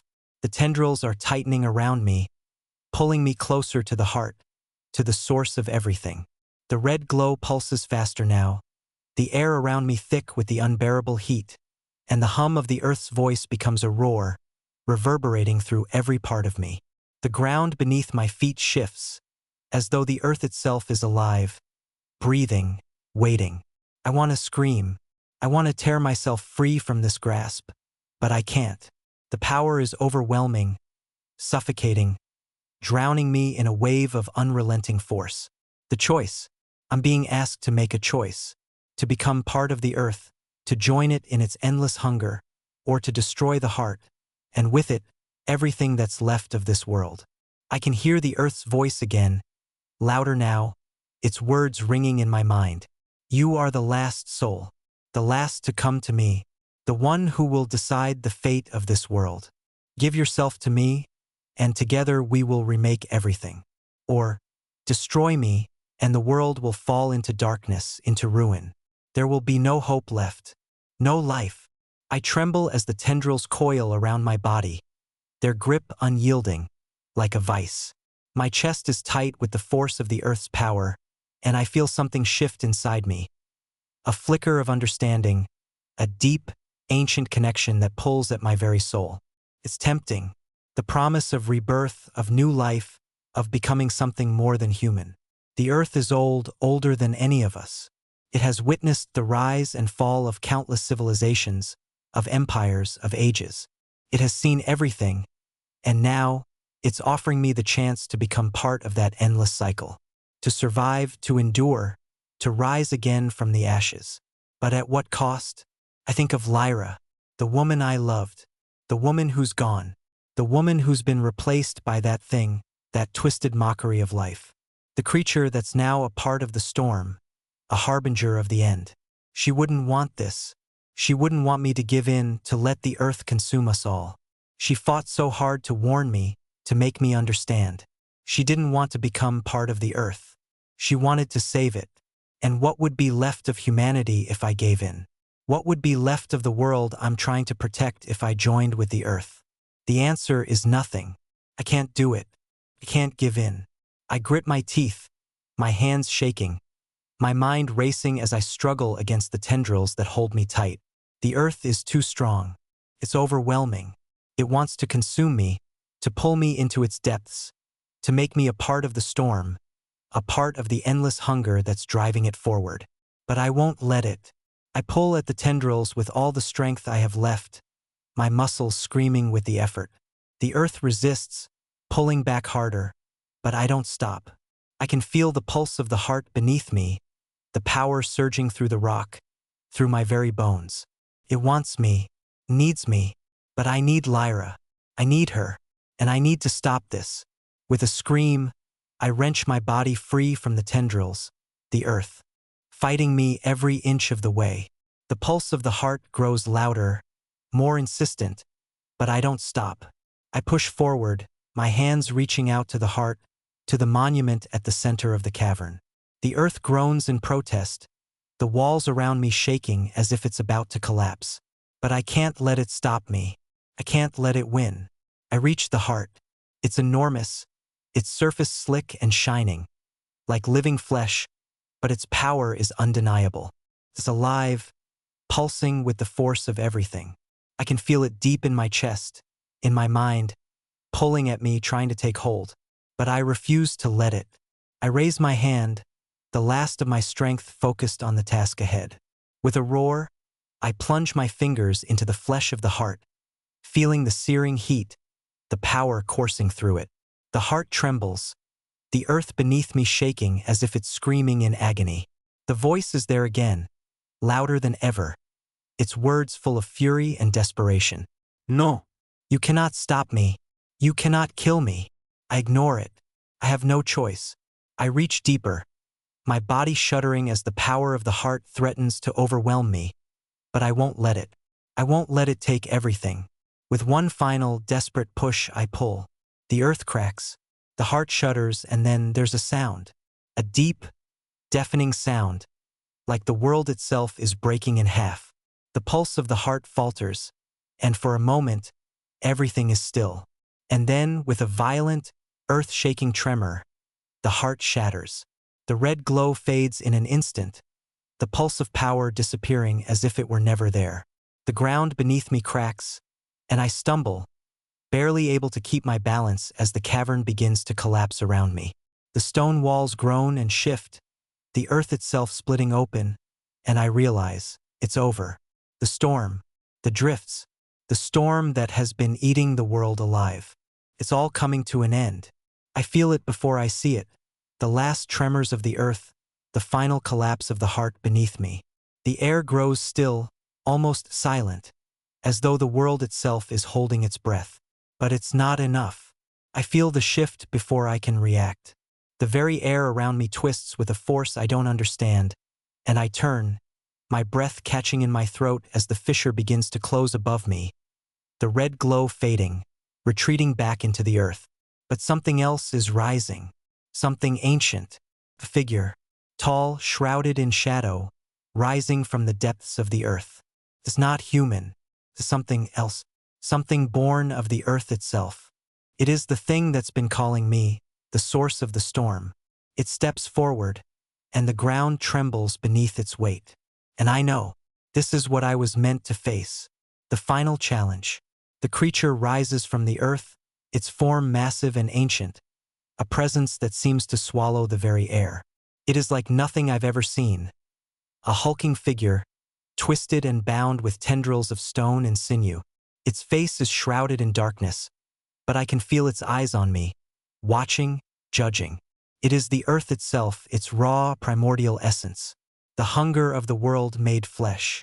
I can feel it in my bones, deep in my chest. The weight of its power, the suffocating pressure that makes it hard to breathe. The very ground beneath me quakes, the walls of the cavern cracking and shifting as though they're alive. The creature steps forward, each movement shaking the earth, each step like thunder. I try to move, but my legs feel like they're made of stone, my body frozen in place by the sheer magnitude of what I'm facing. This is no mere storm. This is the heart of the world, the soul of the earth itself, and it's rising to claim everything. The creature's voice rumbles through the cavern, a deep, guttural sound that shakes the very air. You cannot defeat me, soul. I try to force myself to speak, to make sense of what's happening, but my voice catches in my throat. My mind is reeling, my body trembling. I've faced storms, fought for survival, but this is something beyond me, beyond everything. The earth's voice rings out again, low and resonant. I am the storm. I am the hunger. I am what the earth has always craved. You think you can stop me? You think you can end me? The creature moves closer, its form rippling, tendrils of rock and flesh extending from its massive body, reaching for me like fingers hungry for a meal. The ground trembles beneath its feet, and I feel the pull again, the unbearable weight of the earth's hunger, the call to surrender, to be consumed. You will join me, soul. The creature continues, its voice softening, almost coaxing. You will be part of me. You will be part of the new world. The storms were only the beginning. The drifts were the heralds of what is to come. The earth will rise, and you will rise with it. We are inevitable. I feel a dark pull in my chest, an irresistible force tugging at me, urging me to surrender. My hands tremble as the creature looms over me, its presence so overwhelming, so suffocating. I know it's offering me a chance to become part of it, to join with the earth and transcend what I was, to survive. But it's not life I'm being offered. It's death. No, the word is like a spark in the darkness, a flicker of defiance. I can feel the power of the earth pressing against me, but I won't let it take me. I can't let it take anything from me anymore. I push back against the force, my mind clearing for a moment, my breath returning in ragged gasps. My fingers are shaking, but I don't stop. I can't stop. This creature, it's not just a force of nature. It's something worse. It's the earth's soul, its hunger, its insatiable thirst to consume and reshape everything. And I'm the last thing standing in its way. I gather what little strength I have left and draw on every ounce of my will. The earth trembles again, a low, rumbling growl that vibrates through my chest, but I don't flinch. I refuse to let it control me. I reach for the shard of stone I've been carrying, the jagged, broken piece of the earth's very core, the last weapon I have. It's small, fragile compared to the creature before me, but it's all I've got. I raise it high, my hand trembling, but I grip it with everything I have. The creature watches me, its dark eyes gleaming, as though it knows what I'm planning. You are foolish, it rumbles. You cannot harm me with such a thing. I am the earth's soul. I am the beginning and the end. I don't listen. I don't care what it says anymore. I charge forward, ignoring the tremors in my legs, the voice in my head telling me to stop. The creature raises its tendrils, but I don't hesitate. With a scream, I leap toward it, driving the shard of stone into its chest. The moment the stone pierces its flesh, everything stops. The ground shudders violently, as if the earth itself is recoiling from the attack. The cavern shakes, the walls cracking and splintering, and the creature lets out a deafening scream, a sound so full of pain and rage that it feels like it's tearing the very world apart. I can feel the energy of the earth, raw and unfiltered, surging through the shard, through my body. It's like being struck by lightning, but there's no pain, only an overwhelming pressure, an overwhelming force. For a moment, I think I'm going to drown in it. The earth is pulling at me, trying to swallow me whole, trying to consume me. But I won't let it. I won't let it take me. With all the strength I have left, I push deeper, forcing the shard further into the creature's chest, and the earth screams. A sound so deafening, so all-consuming, that I feel it in the deepest part of my bones. And then, everything explodes. The world cracks open. The ground beneath me splits wide, and the cavern trembles with a force so powerful that the very air seems to burn. I'm thrown backward, the force of the explosion sending me tumbling through the air, but I barely feel it. All I can hear is the sound of the creature's death, the horrible, echoing scream as it dies. The red glow fades. The earth groans one last time, a long, deep sigh that seems to stretch on forever, before it all goes silent. I don't know how long I lie there, unmoving, dazed by the force of the destruction, by the sheer violence of what I've just done. I can hear my heart beating, slow and heavy in my chest, but everything else is still. The air is no longer thick with power, no longer suffocating. It's quiet. The ground has stopped shaking. The pulse of the storm is gone. I open my eyes. The cavern around me is still intact, but the creature, the thing that was the heart of the earth, is gone. There's nothing left of it but the shattered stone where its body once stood. The air is still warm, but no longer oppressive. For the first time in what feels like an eternity, I can breathe, but there's no joy in it. No triumph, because I know deep down that something has been lost. Something will never be the same again. The earth has been broken. The storm is gone. But at what cost? I rise slowly, my body aching from the impact, my mind reeling from what I've just done. The earth is still, too still. I can feel it, like a deep breath held in the lungs of the world. The cavern around me is dim. The red glow faded to a faint ember of what it once was. The pulse of life that had once thrummed through the earth is gone. There is no hum, no vibration in the air. It's like the world is holding its breath, waiting. I stagger to my feet, my legs weak beneath me. My hands are covered in dirt and blood, the jagged shard of stone still gripped tightly in my palm. The remnants of the creature lie in front of me. Its body, or what was left of it, shattered and crumbled into dust, the earth reclaiming what it had been. The red light is gone. The storm is over. But I feel it. The emptiness. The earth isn't healing. It's dying. I move toward the edge of the cavern, my feet dragging, my head spinning. I can still hear the sound of the earth groaning beneath me, but it's different now. It's not the groan of power. It's the groan of something broken, something that cannot be fixed. There's no pulse beneath my feet anymore, no life. The storm, the drifts, was a warning, a sign that something was wrong with the earth. But I didn't just stop it. I killed it. The earth is silent, too silent. And in that silence, I feel the weight of my decision. I have destroyed something that may never be restored. What have I done? I don't know how long I stand there, lost in the emptiness, staring at the remnants of the creature, the heart, the storm. The cavern stretches out around me, its walls cracked and jagged, the air heavy with a strange kind of stillness. The weight of everything presses down on me, and I feel like I'm suffocating in it. But then I hear something, a whisper, faint voice. It's so quiet, I almost think it's my mind playing tricks on me. Sol y Frasa. I know that voice. It's Lyra. I turn, my heart leaping in my chest. And there she is, standing in the shadows at the far edge of the cavern, her figure barely visible in the dim light. Her form is faint, shimmering like a mirage, as if she's not entirely real. But it's her. It's really her. Lyra, I whisper, my voice cracking. Is it really you? She steps forward, her expression soft, but distant. Her eyes, once so full of life, are now hollow, dark. There's something about her that isn't quite right, but it's her. I can't deny it. The air around her shimmers, a faint echo of the storm's power still lingering in the air. You've done it, Sol, she says, her voice a strange mixture of sorrow and relief.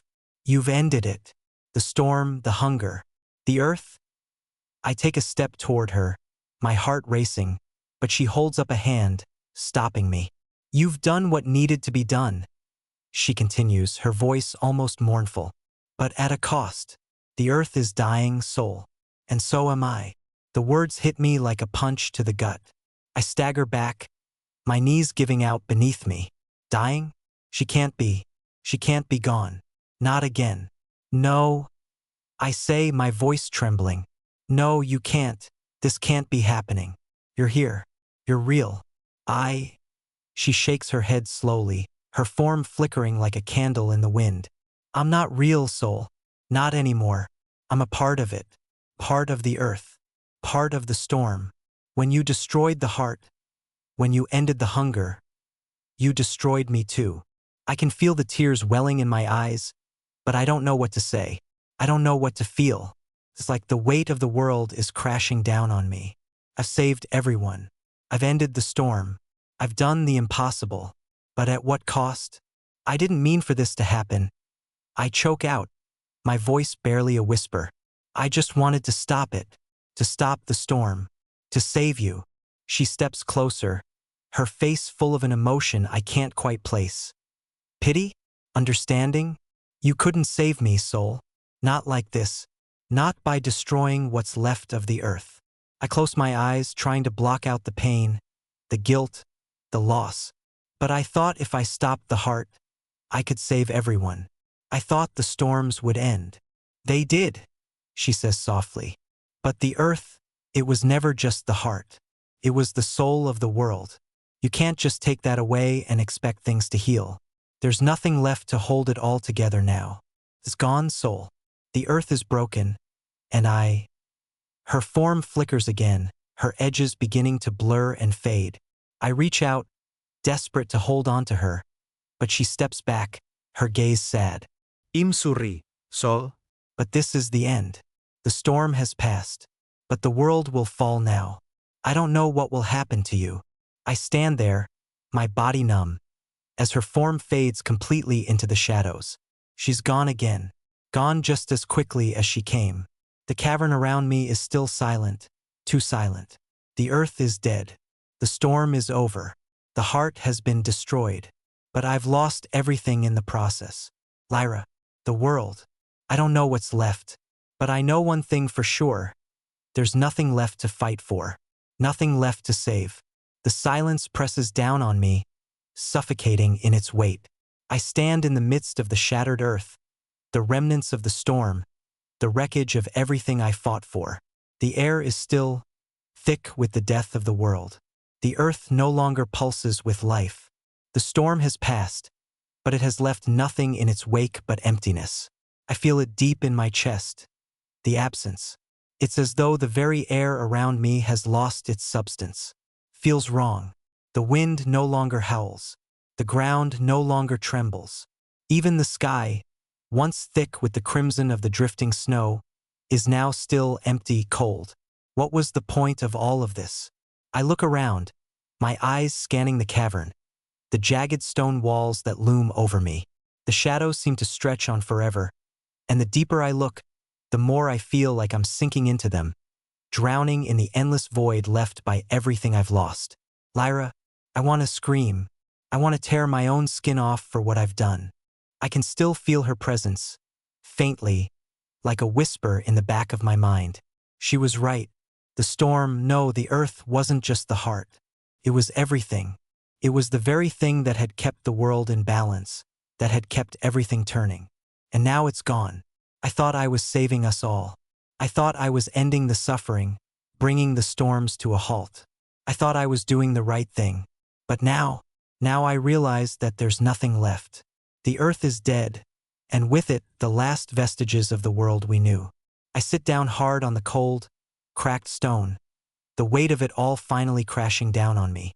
My fingers curl into the dirt beneath me, and I dig my nails into the earth as if I can pull something, anything, back from the wreckage. But there's nothing left to pull, nothing left to save. I close my eyes, feeling the finality of everything. The world is over. The storms are gone, yes, but the earth is empty. The drifts, the blizzards of burning snow, they were a warning, a signal. But now that the storm has passed, I realize they were just a symptom of something worse, something deeper.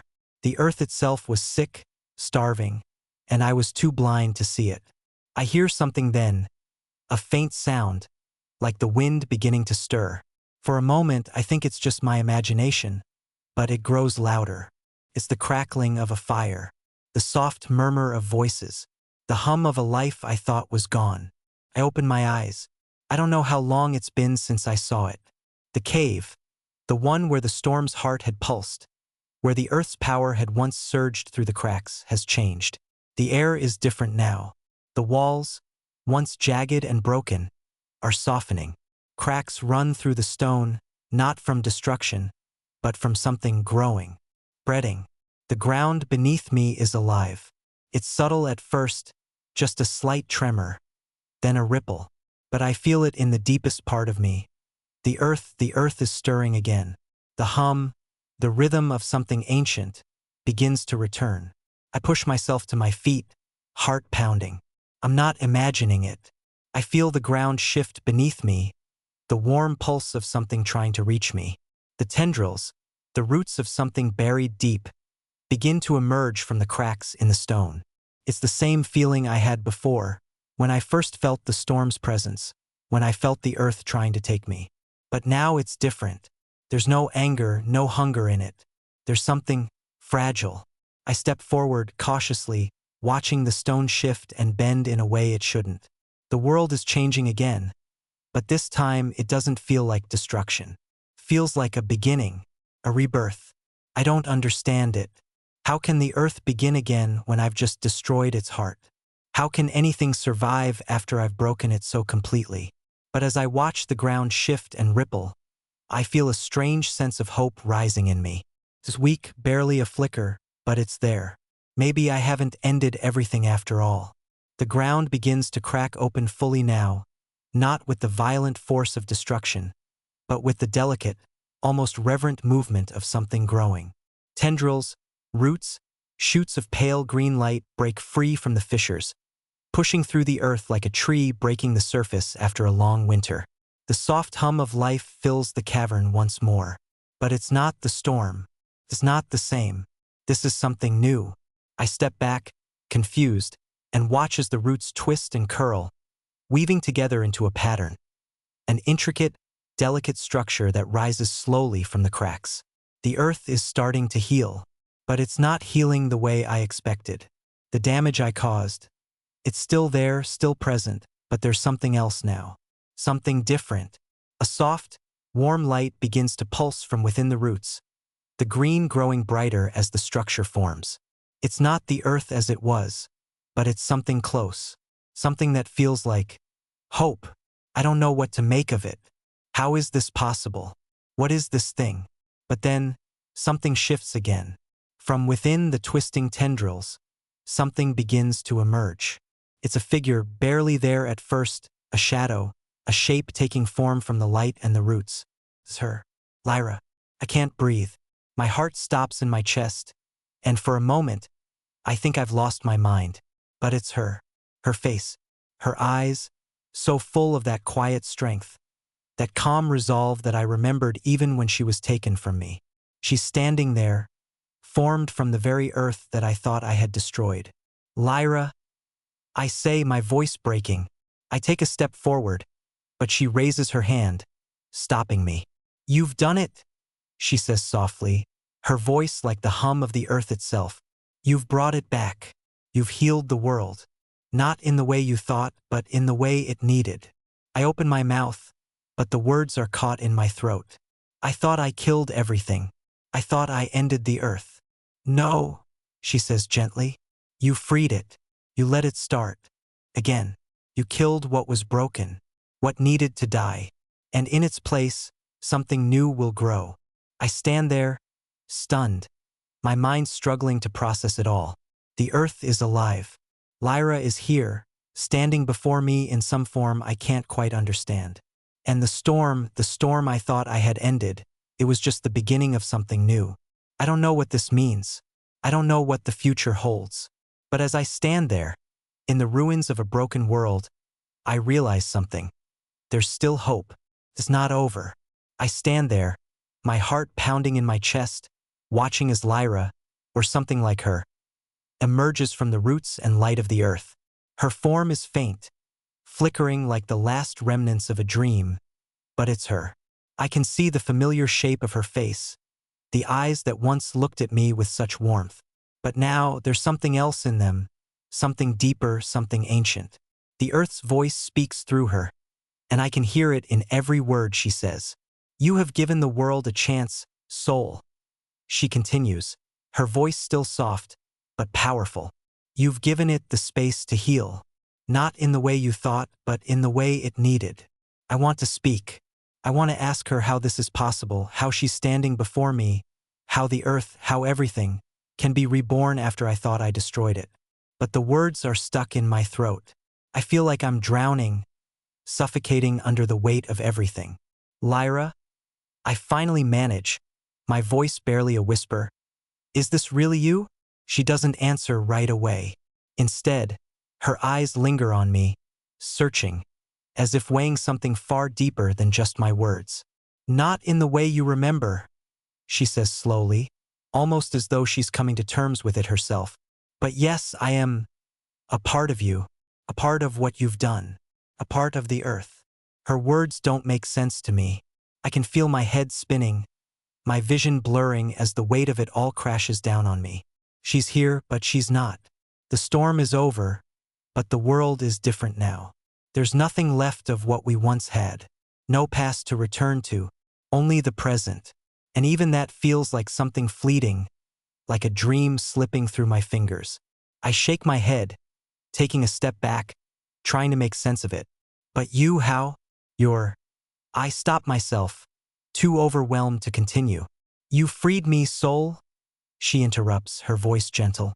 You freed me from the storm, from the heart of the earth. I was never meant to be part of it. Not like I was.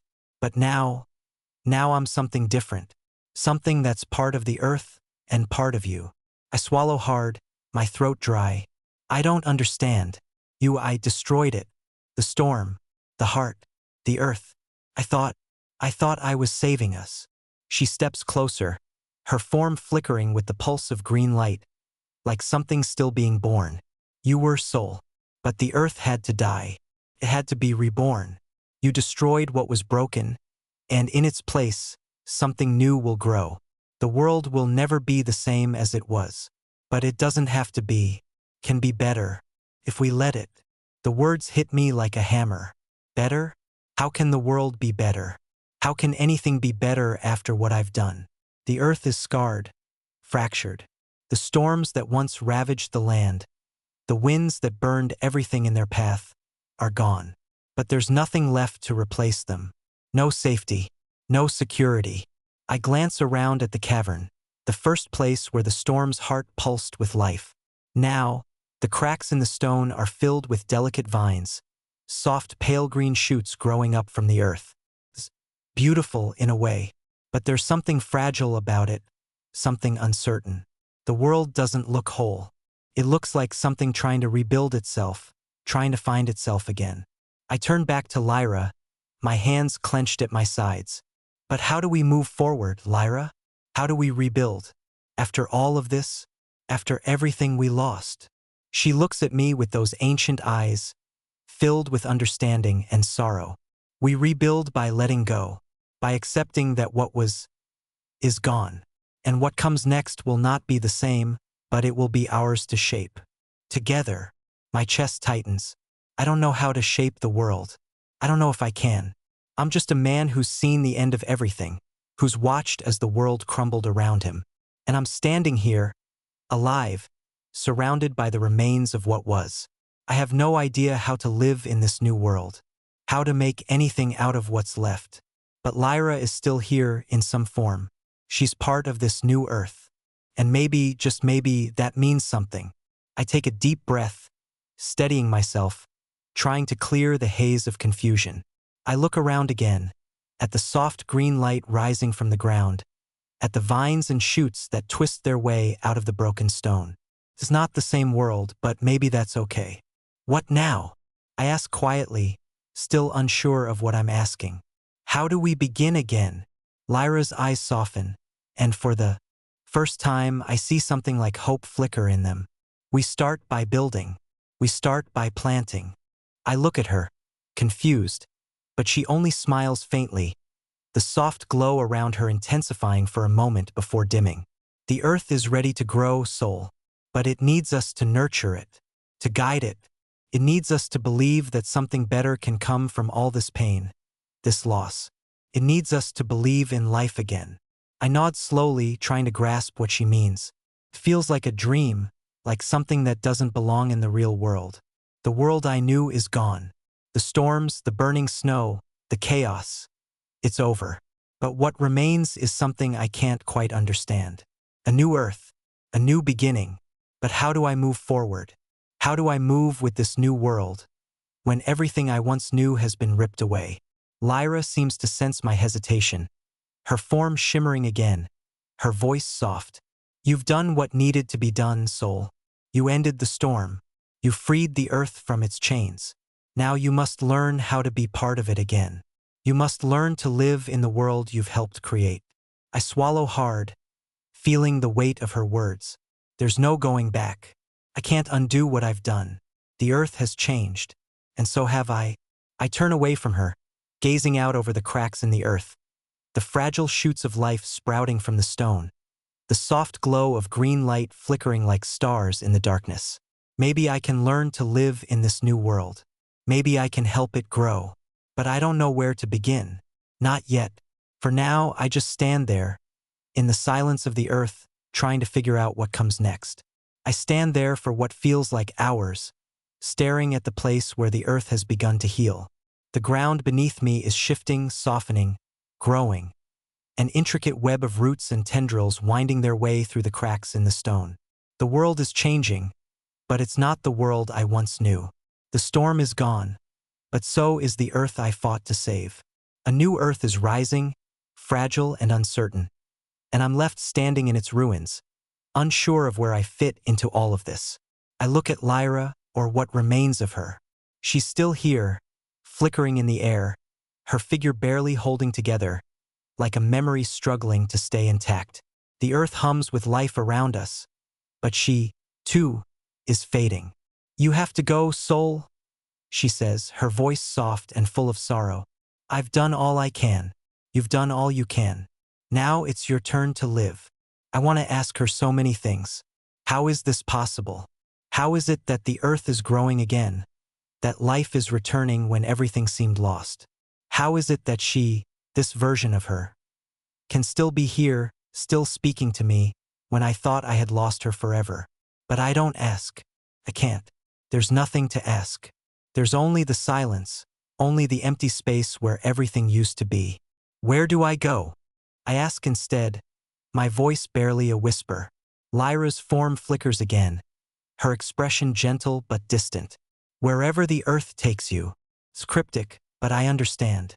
She's telling me that the world I once knew is gone. There's no returning to the past.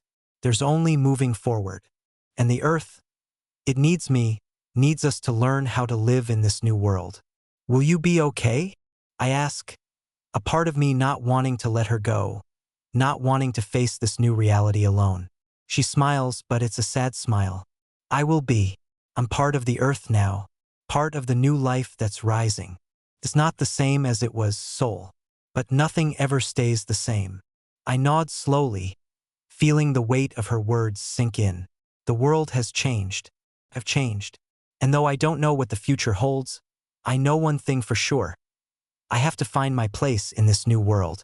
With a final glance at the flickering image of Lyra, I turn and walk away, stepping carefully over the delicate shoots growing from the earth. The air around me is thick with the scent of new life, the sweet, earthy smell of something trying to be born. The ground shifts under my feet, like the earth itself is testing me, guiding me. I walk for hours, lost in thought, unsure of where I'm going or what I'm searching for. The landscape around me is nothing like it used to be. The blizzards that once tore across the land are gone, replaced by a soft, misty fog that hangs in the air like a dream. The snow is no longer crimson. It's fading, turning into something else. A soft, silvery white dust that settles gently on the ground. I find a patch of grass, something I never thought I'd see again. It's soft and green, swaying slightly in the breeze. Feels strange, this new life. Strange but beautiful. I sit down, the grass warm beneath my hands, and look out across the landscape. There are no more storms, no more burning snowflakes. The world is calm, still waiting, but it's also fragile. I know that now, could break again. And I'm not sure if I'm ready for it, but there's no going back. There's no undoing what's been done. "You have to go forward, Sol." I whisper to myself, the words echoing in the empty space around me. "You have to make this work." I stand up again, pushing through the weight of my doubts. The earth is waiting. The world is waiting. And for the first time since this nightmare began, I feel a faint spark of hope. It's small, almost unnoticeable, but it's there. A tiny flicker of something that wasn't there before. I begin walking again, stepping carefully over the soft, green earth, feeling the delicate hum of life beneath me. It's different now. The earth is different. The world is different, but it's still here, and that has to be enough. I don't know how long I walk, but eventually, the fog clears. The landscape around me shifts again, revealing a vast, open plain. The soft grasses stretch as far as I can see, but there's something in the distance, something I hadn't noticed before. A figure, person. I freeze, my heart racing. I wasn't expecting anyone else. The earth feels empty now, so quiet, so still. But there, standing on the horizon, is a silhouette, a person, silhouetted against the pale light of the sky. I start walking toward them, my legs heavy, my mind full of questions. The figure is tall, their features obscured by the distance. but there's something familiar about them, something that tugs at the back of my mind. As I get closer, I can make out more details. They're standing tall, their back straight, their face hidden by a hood. But the moment I see them clearly, my breath catches in my throat. It's a woman, but not just any woman. It's her, Lyra. Not the flickering, half-formed image I saw in the cavern. Not the memory of her trapped in the earth. But her, alive, standing in front of me as real as I am. She turns toward me, and for a moment, time seems to stop. Her eyes lock with mine, and there's a strange, almost peaceful smile on her face. One that feels like it holds an infinite depth of understanding. I'm frozen in place, unable to speak. This can't be real. It's not possible. But there she is, standing before me, her face soft with a mixture of relief and something deeper. "You're still here, Sol." Her voice, so full of warmth, fills the space between us, and I feel something break loose inside of me. The world around us seems to pulse, a soft hum in the air. It's as if the earth itself is holding its breath. I open my mouth to say something, but the words don't come. All I can do is stare at her, unsure of what's happening, unsure of what this means. "But how?" I finally manage to whisper. "How are you here? I thought I lost you." Lyra steps forward, her movements fluid and graceful. Her eyes meet mine, and there's something infinite in them. Something that I can't explain. Something that stretches out into the very depths of the earth itself. "You didn't lose me, Sol. Not really.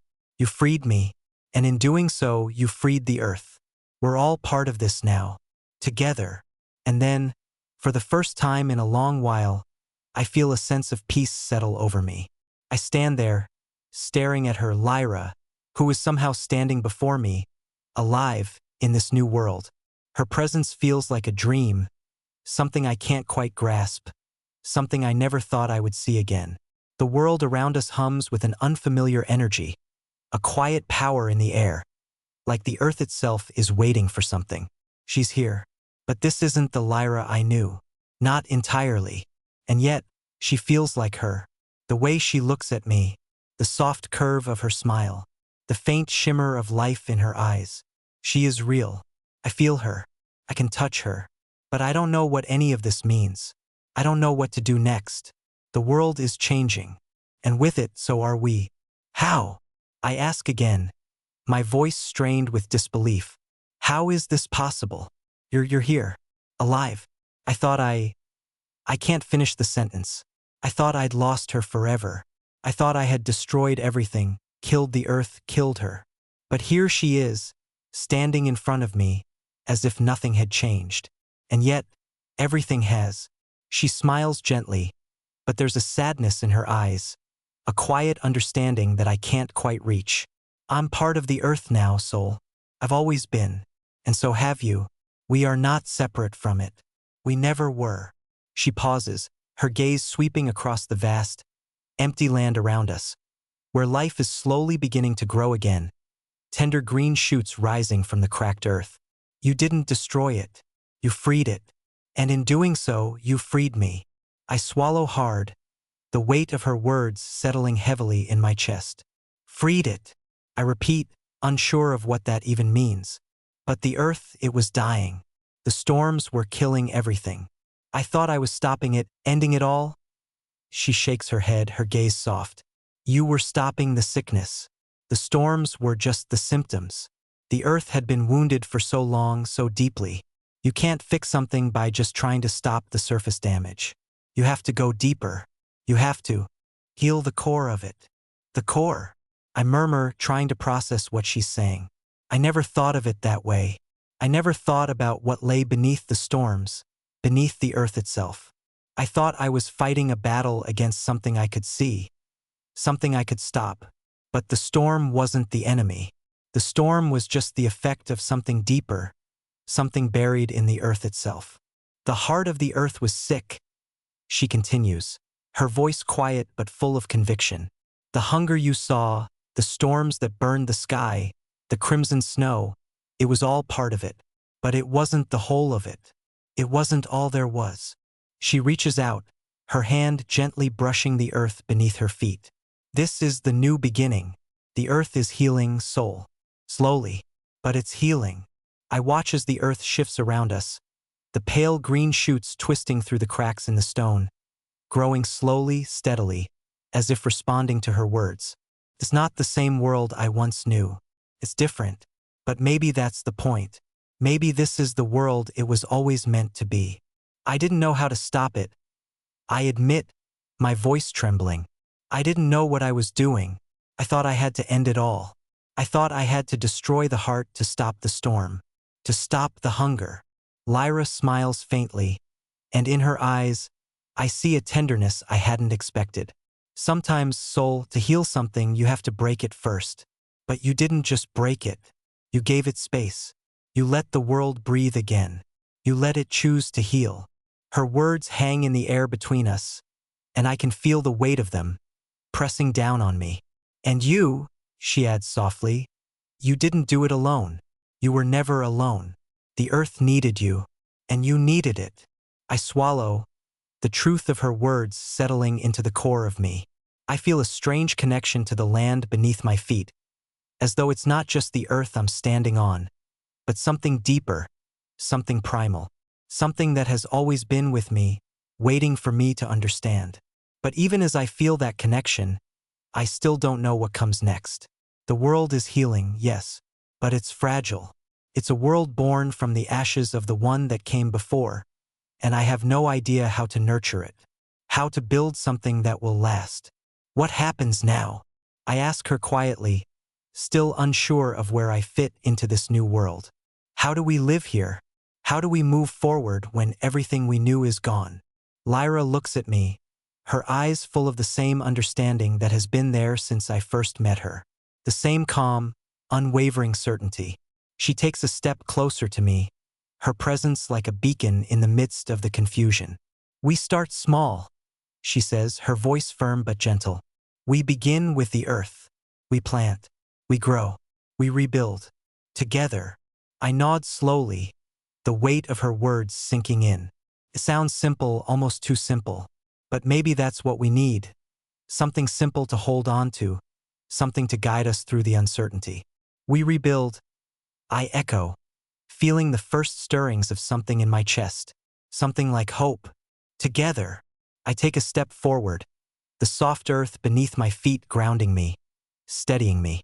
The world is vast, full of unknowns, but it's also full of potential. There's so much we can do, so much that can be salvaged. Together, I say again, this time with more conviction. Lyra's smile deepens, and for the first time since this whole nightmare began, I feel a sense of peace settle over me. The storm is gone. The earth is healing. And though we are just two people in a broken world, we are not alone. We have each other, and we have the earth. We'll find our place. I say, more to myself than to her. We'll make it work. Lyra nods, her expression full of quiet encouragement. Yes, Sol, we will. And so will the earth. And as I stand there, surrounded by the soft hum of life returning to the world, I realize that this is just the beginning. There's so much more to do, so much more to rebuild. But for the first time, I feel like I'm not alone in this. For the first time, I feel like I belong. The world is healing, and I have a part to play in it. The world is still, silent, almost as if holding its breath. The soft, silvery dust of the new snow blankets the earth, and the pale green shoots that have begun to rise from the cracks in the stone stretch toward the sky like something tentative, fragile. It's like the earth itself is unsure of what comes next. But it's here, the beginning of something, the first signs of life returning to a world that had long since been abandoned by hope. I stand beside Lyra, staring out over the vast plain, the unfamiliar landscape stretching out before us. The horizon seems endless, and yet, it feels like we are at the edge of something, on the brink of a new world. But the weight of it hangs heavy on me, an invisible pressure pushing down on my chest. What now? I ask, breaking the silence between us. Lyra stands a few paces ahead of me, her hands resting lightly at her sides. She seems at peace, calm in a way I don't fully understand, but I feel the quiet strength in her presence. She's a part of this new world, a part of the earth, and there's a steadiness to her, something that makes me think she knows what needs to be done. She turns her head slightly toward me, and for a moment our eyes meet, those ancient, knowing eyes. I see the same flicker of hope in them that I feel deep inside myself. It's faint, but it's there. We start with what we can, she says softly. We begin small. We plant. We nurture. We take the pieces of what's broken and we build. I nod, though I can't help but feel the weight of uncertainty settling over me again. It sounds simple when she says it, but it's not. This world is so different, so scarred by the storms, by the things we've lost. The earth is healing, yes, but it's fragile. How do we take this fragile beginning and turn it into something lasting? Where do we start? I ask, my voice low with doubt. How do we rebuild when we have nothing? Lyra takes a deep breath, her gaze drifting over the plain, her eyes narrowing slightly as though she's thinking of something far beyond the present. We start with the earth itself. It will show us the way. I glance down at the ground beneath my feet, the soft green shoots that have begun to poke through the cracks in the stone, the thin tendrils that wind their way up into the air. The earth is speaking, I realize. It's trying to tell us something, but we have to be patient. We have to listen. The earth is alive again. I murmur, more to myself than to her. But it's still so new, so fragile. It's not just the earth that's new, she says, her voice soft but full of meaning. We are too. You, me, this world. Everything. We're all part of this rebirth. She pauses for a moment, letting the weight of her words settle between us. And that's why we have to be careful. We have to work with the earth, not against it. I take a slow breath, trying to ground myself in her words. There's truth in them. This isn't just about surviving in a broken world. It's about learning how to coexist with the earth again. It's about respect, patience, and careful stewardship. But the truth is, I still don't know how to live in this world, how to be a part of it. I've spent so long fighting the storm, fighting the hunger, fighting against everything that was destroying the world I knew. But now there's no battle left to fight. There's no storm to end. There's only the quiet, fragile pulse of life returning, and the uncertainty of what it means. So we listen? I ask, my voice quieter now, unsure of how else to put it. Listen to the earth? Let it guide us? Lyra's eyes soften. Yes, but it's not just about listening. It's about acting when the earth calls to us. The world is different now. We have to be different too. I feel something stir inside me. Something like hope. Something like the spark of life in this quiet, broken world. But it's small, fragile. Like the shoots of green pushing through the stone beneath our feet. I glance around at the barren landscape, the quiet, empty world that stretches in every direction. The storm is gone. The earth is healing, but it feels like there's so much more to be done. Where do we go first? I ask, the question hanging between us like a weight. Lyra's gaze drifts across the horizon, and I follow it, my eyes scanning the endless stretch of earth. We go where the earth calls, she says, where the roots are deep, where life is waiting to return. We start by finding the places that still have strength in them, and we help them grow. I nod again, the words settling into me, though I'm not sure I fully understand them. But I trust her. I trust that she knows what she's talking about. She's a part of the earth now. She feels it, knows it in a way that I can't. Let's go then, I say, my voice steadying as I take the first step forward, toward whatever comes next. We walk together, side by side, through the quiet, empty world.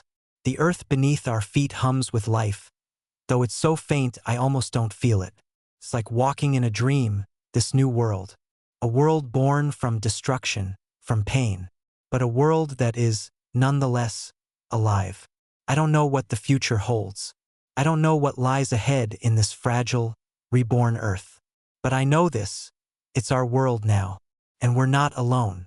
Lyra and I walk in silence for a while, the only sound the soft whisper of the wind through the grass, the faint rustling of leaves. The world is quiet, almost too quiet, But there's something in that stillness, something calming about it. It's like we're waiting for the next step, for the next thing to emerge. Eventually, the landscape changes.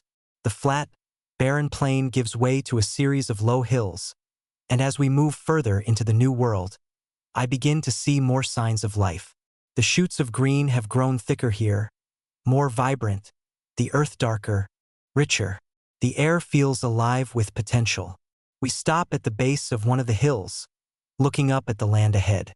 There's something different here, something stronger. It's like the earth is calling to us, drawing us in, urging us forward. "This is it," Lyra says, her voice soft but filled with certainty. "This is where we start." I look at the land before us, the rich earth, the vibrant green that seems to pulse with life. It's not much, but it's enough.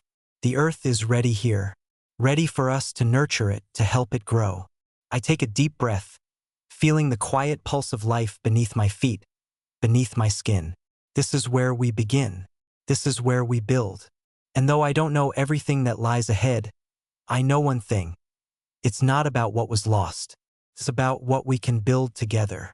The hill before us seems to stretch on forever. It's soft, rolling curves covered in rich, dark earth, dotted with patches of vibrant green that almost pulse with life. The air is thick with the scent of fresh growth, the earthy aroma of soil and the distant promise of something new. Lyra stands beside me, her expression calm, almost serene, as she watches the landscape unfold in front of us. She's part of this now, part of the land, part of the world. And I know that she sees things I can't. She feels things I can't. There's a depth to her, a quiet strength that comes from being so connected to the earth. "This is where it begins," she says again, her voice soft but steady. "This is where we plant the seeds, not just of life, but of hope." I stand beside her, trying to take in the vastness of the land before us. There's so much to do, so much to learn. The world is healing, yes, but it's fragile. And every step we take, every choice we make will shape the future of the earth, of us. But where do we start? How do we rebuild? "We start small," Lyra continues, sensing the question in my mind. "We begin with the earth. We listen to it. Let it show us where to go." I look down at the ground beneath my feet, the soft grass that ripples gently in the wind. The earth is alive here. It's not just a place to walk on. It's a living, breathing thing with its own pulse, its own rhythm. It's like the world is awake again, after a long sleep. "What should we do first?" I ask, unsure of how to begin. I've never been a farmer, never been someone who knows how to make things grow. I've spent my life fighting storms, running from the burning snow, surviving the chaos. But this is something else entirely. It's about nurturing. It's about patience. And I have no idea where to start. Lyra smiles, her eyes lighting up with something like quiet excitement. "We plant," she says simply, as though it's the most natural thing in the world. "We plant the earth, and we trust it to grow."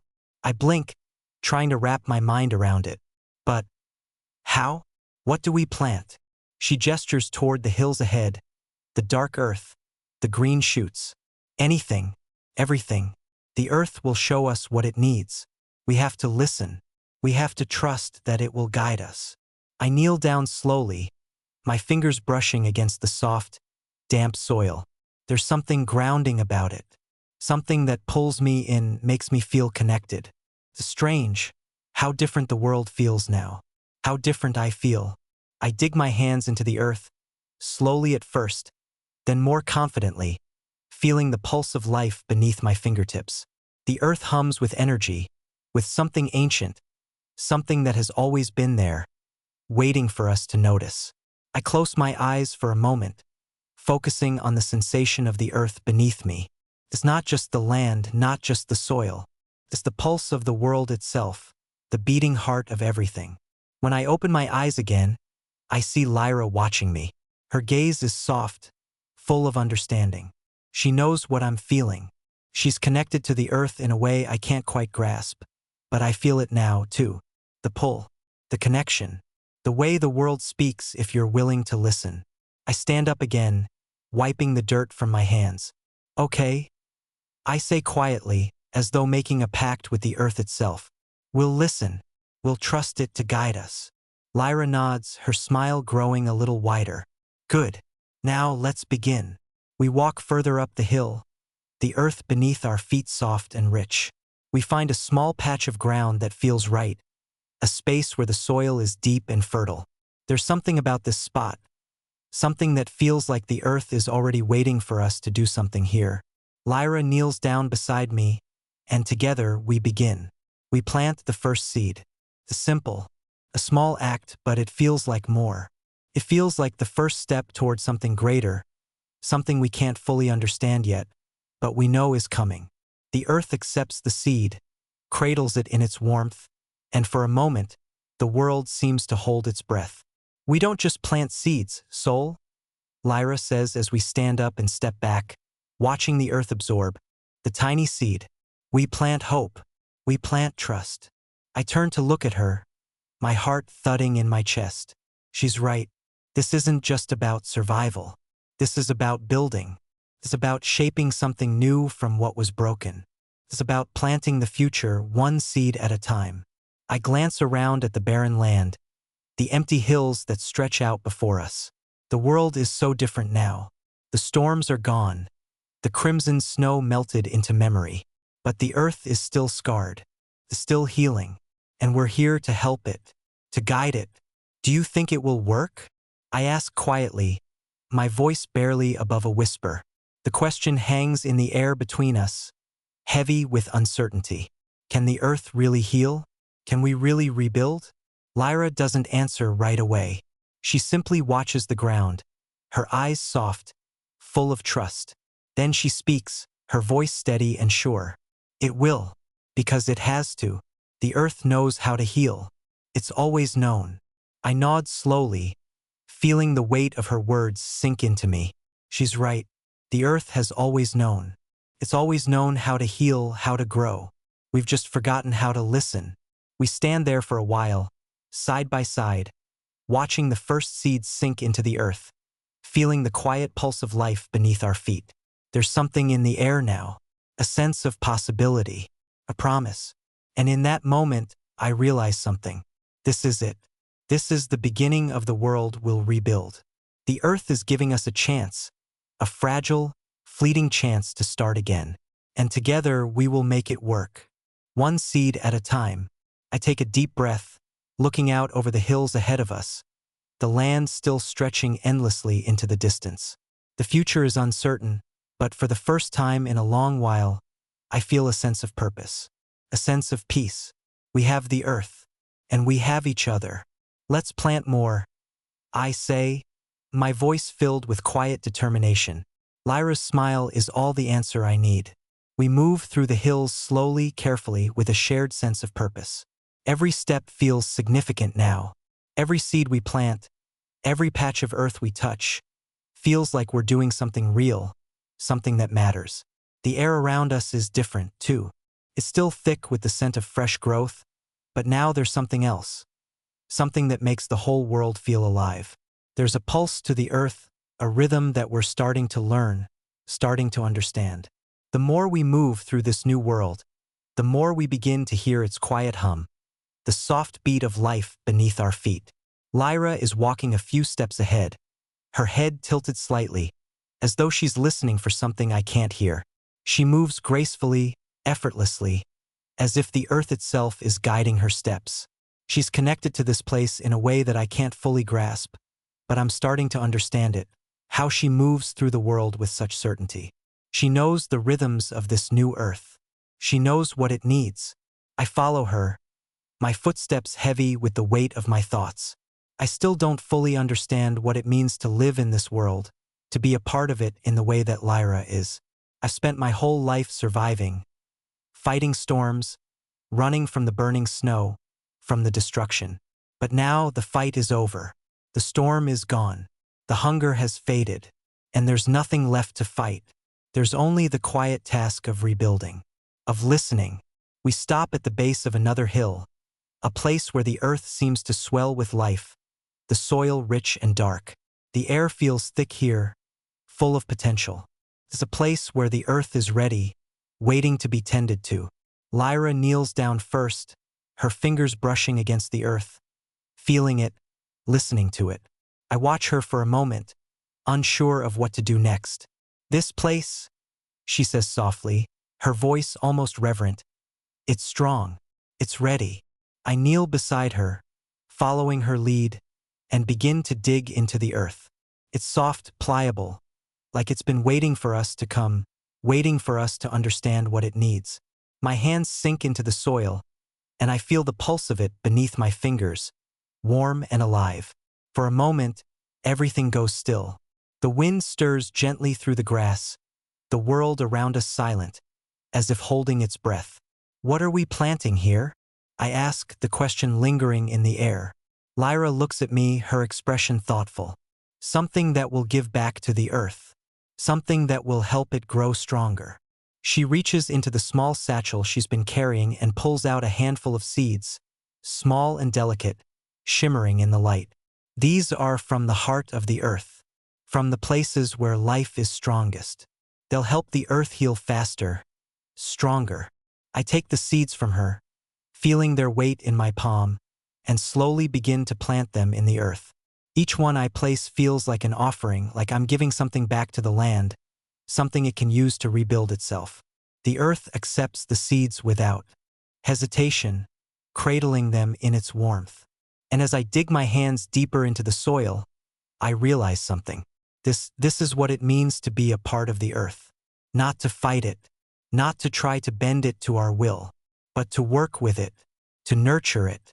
I glance up at Lyra, my heart heavy with something I can't quite explain. Maybe it's the weight of the responsibility ahead of us. Or maybe it's something deeper, something that comes from this place, this new world, where everything feels both fragile and infinite at the same time. What if it's not enough? I ask quietly, the question slipping out before I can stop it.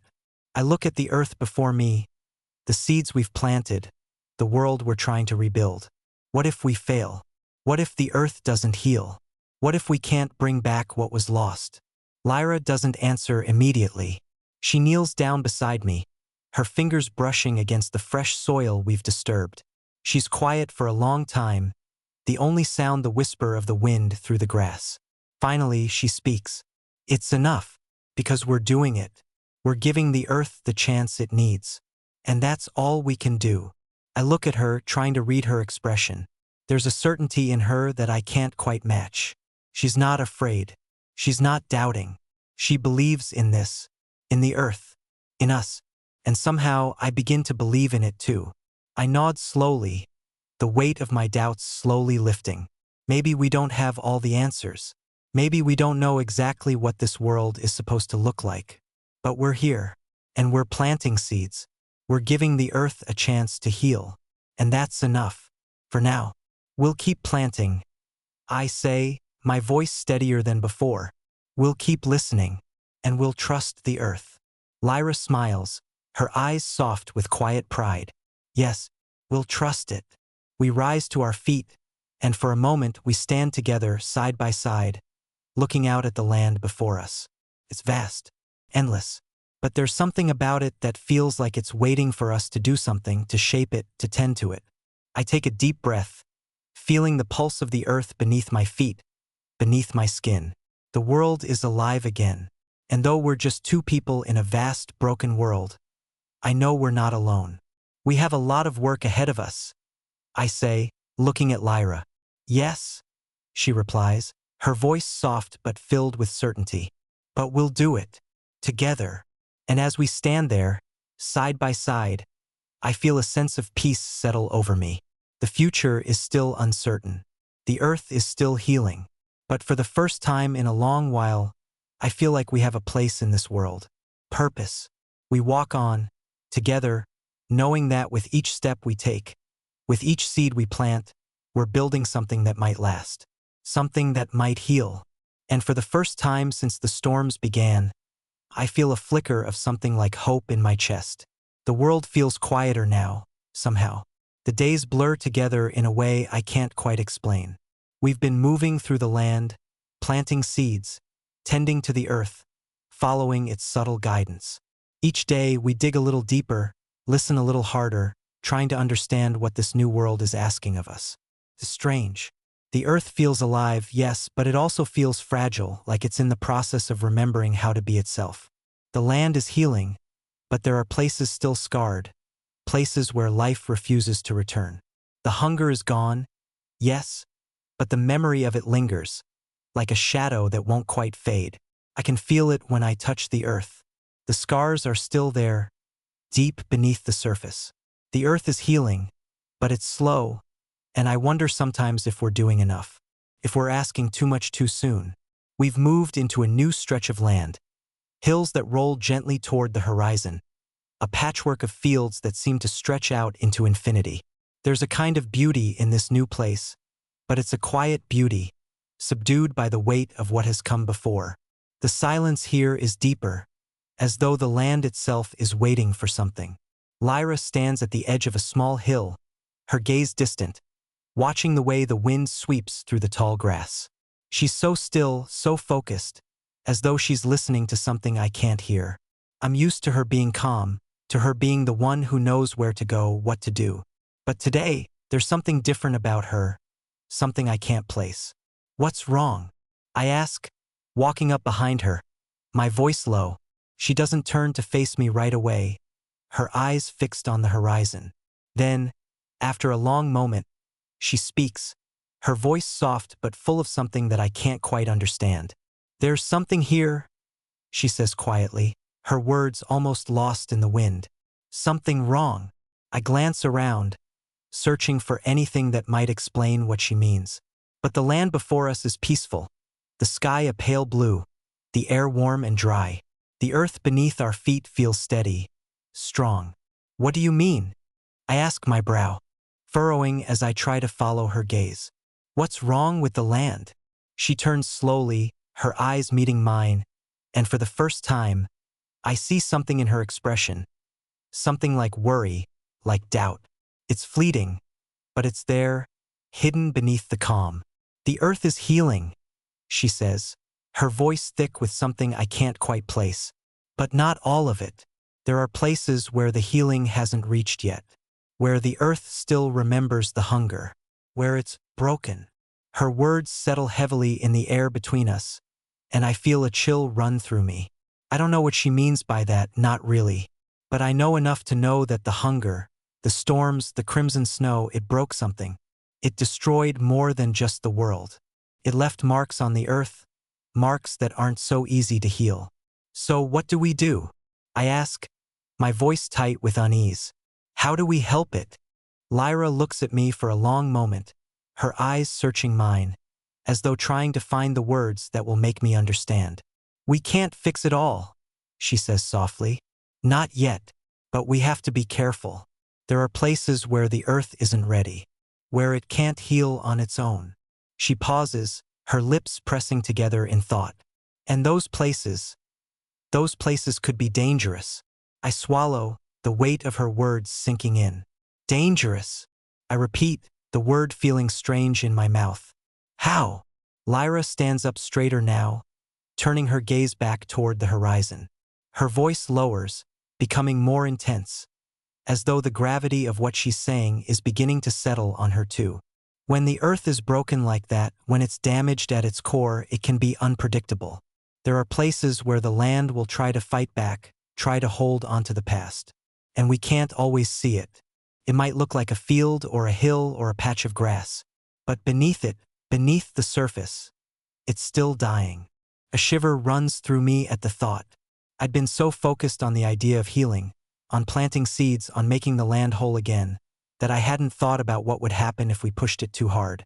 What if the earth wasn't ready? What if we tried to make it grow where it was still sick? So, we have to stay away from these places? I ask, the words sounding more like a question than a solution. Lyra looks at me, her expression unreadable.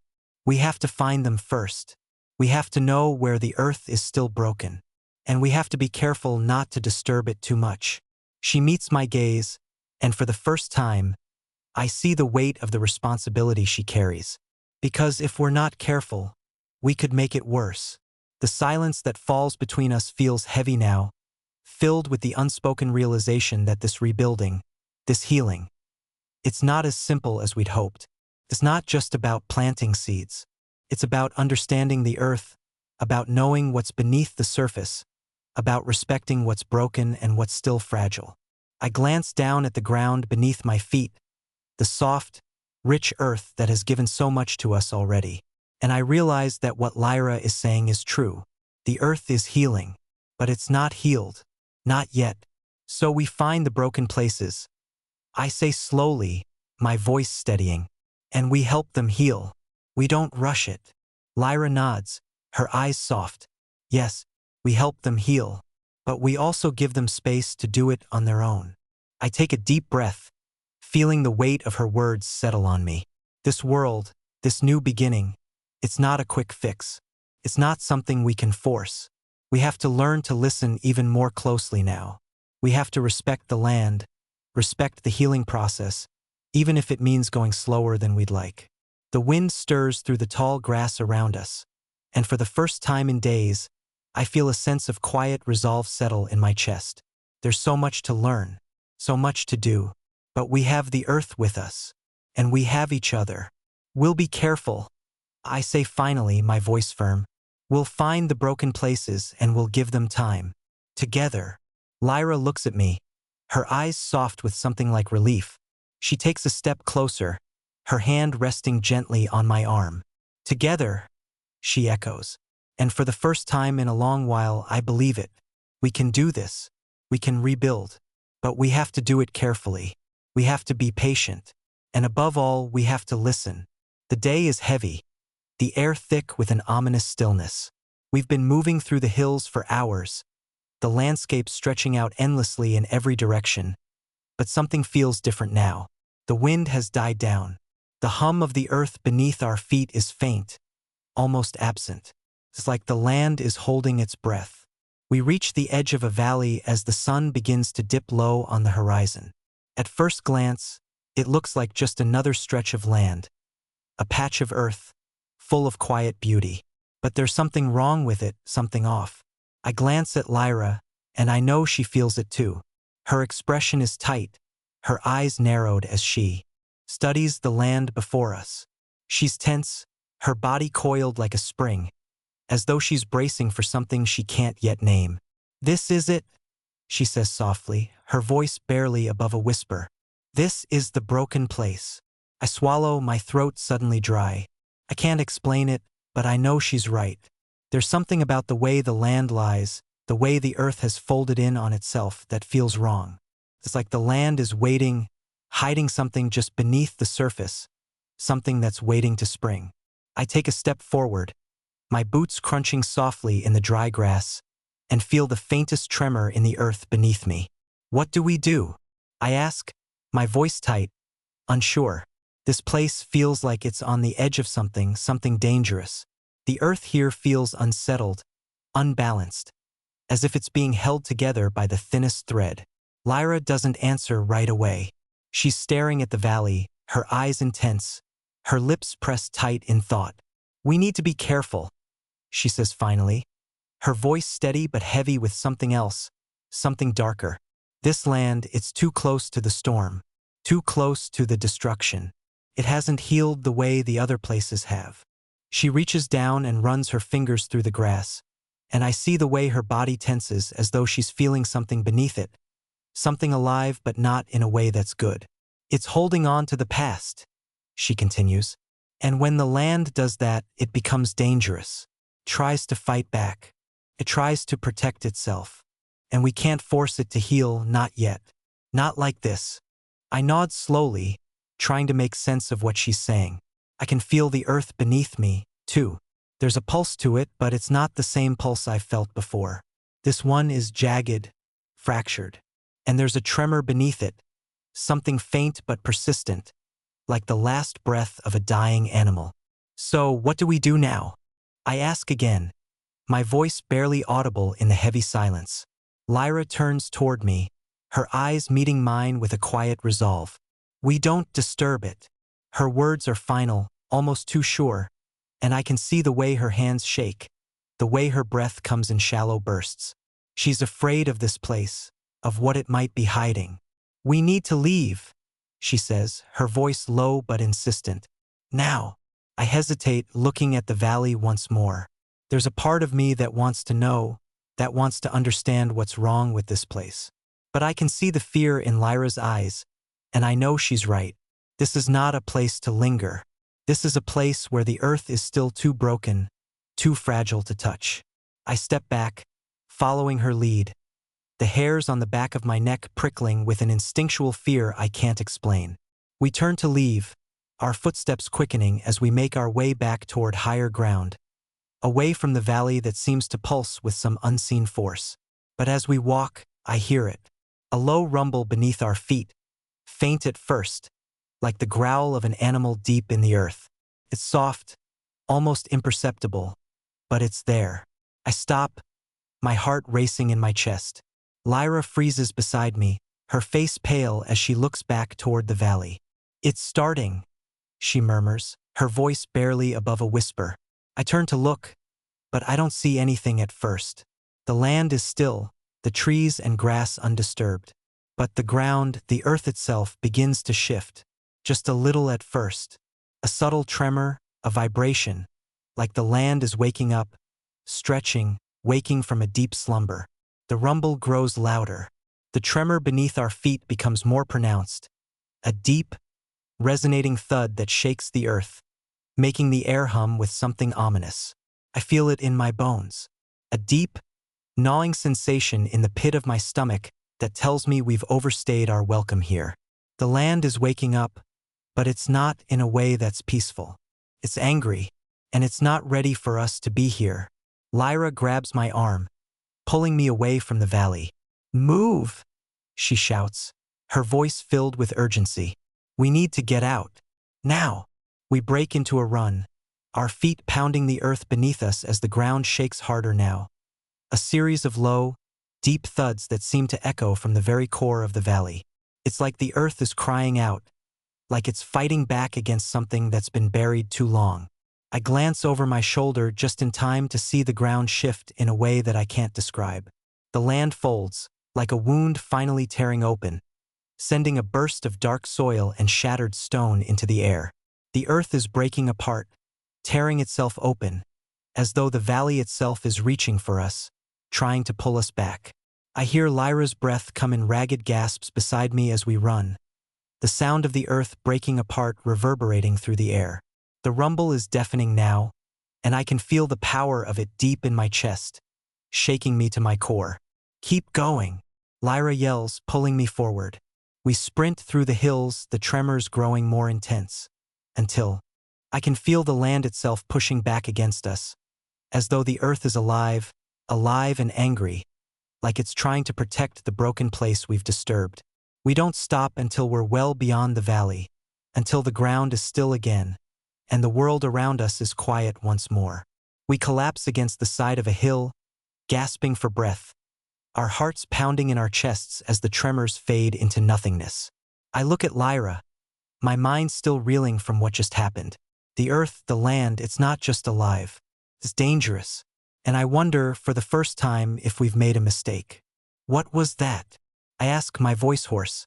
Lyra takes a deep breath, her face pale, but her eyes burning with something like determination. The earth, it's still remembering. And some places it's better we don't touch. Some places it's not ready to heal. I swallow hard, the weight of her words settling deep inside me. We've seen the first real sign of the earth's pain, and we've just barely escaped it. The silence after the tremors is oppressive, heavy with the weight of what we've just witnessed. The ground beneath us is still, but the air feels charged, thick with an unspoken tension that hangs between us, a silent acknowledgement of the danger we've barely escaped. I sit on the ground, my back against the side of a low hill, trying to steady my breathing. My hands are still shaking from the adrenaline, my heart pounding hard in my chest. I've seen destruction before, but this was different. This wasn't a storm, a fleeting disaster. This was the land itself breaking apart, responding to something deep inside it. Something we stirred, Lyra sits beside me, her knees drawn to her chest, her eyes distant, focused on something I can't see. I've never seen her like this. Not this quiet, not this still. I want to say something, to comfort her, but I don't know how. I don't know what's going on in her mind right now. I thought we could handle it, I say after a long moment, my voice thick with guilt. I thought we knew what we were doing. Lyra turns her head slowly to look at me, her expression unreadable. For a moment, there's just the sound of the wind, the rustling of leaves in the trees. And then softly she speaks. We didn't know, she says. None of us knew. I glance at her, my brow furrowed. But you knew something was wrong. You felt it. She nods, her gaze distant once again. And for a long time, she doesn't say anything more. I watch her, waiting, but she seems lost in thought, her mind far away. I felt it, she says quietly, almost to herself. But I didn't know what it was. I didn't know how bad it was.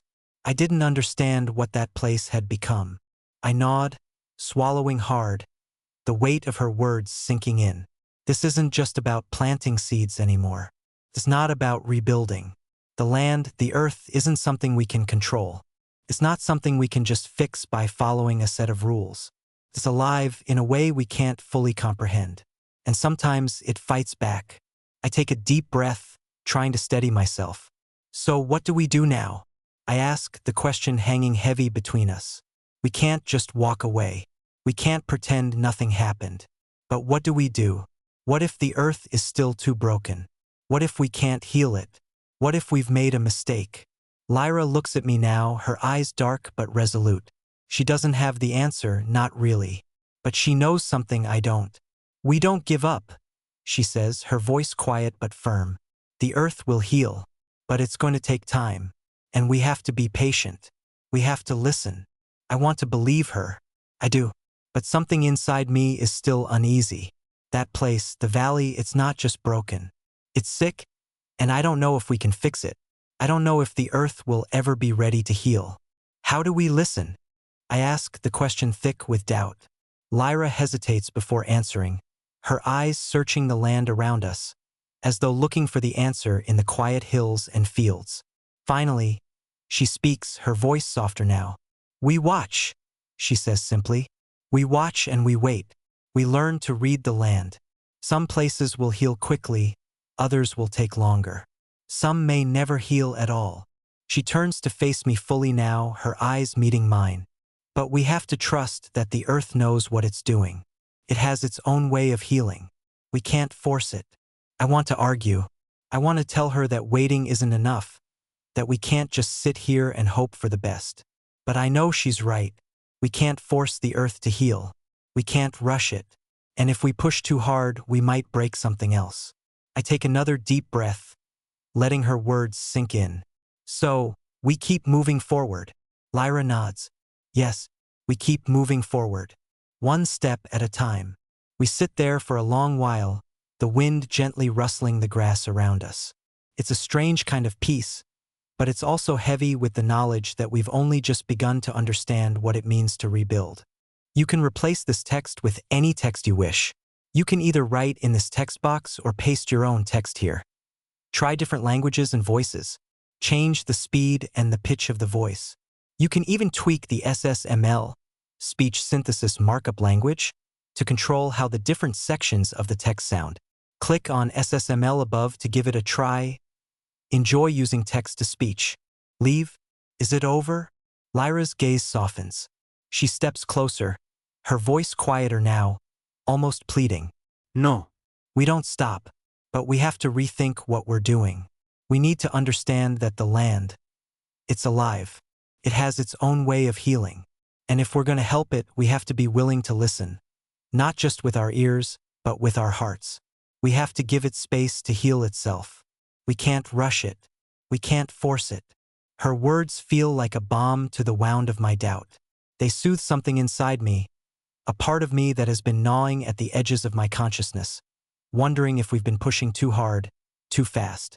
I nod slowly, the weight of the realization sinking in. I thought I was helping. I thought that if I planted enough seeds, tended to the land enough, the earth would respond. But I've been treating it like a machine, something that needs to be fixed, repaired, made whole again. What if the earth needs more than that? What if it needs time, space, and patience to find its own rhythm again? You're right, I say quietly. We've been forcing it. I've been forcing it. Lyra looks at me, her eyes softening, and for the first time in days, I see something like relief in her expression. We're both trying to fix something that's bigger than us, she says, her voice barely more than a whisper. But we can't rush it. We can't control it.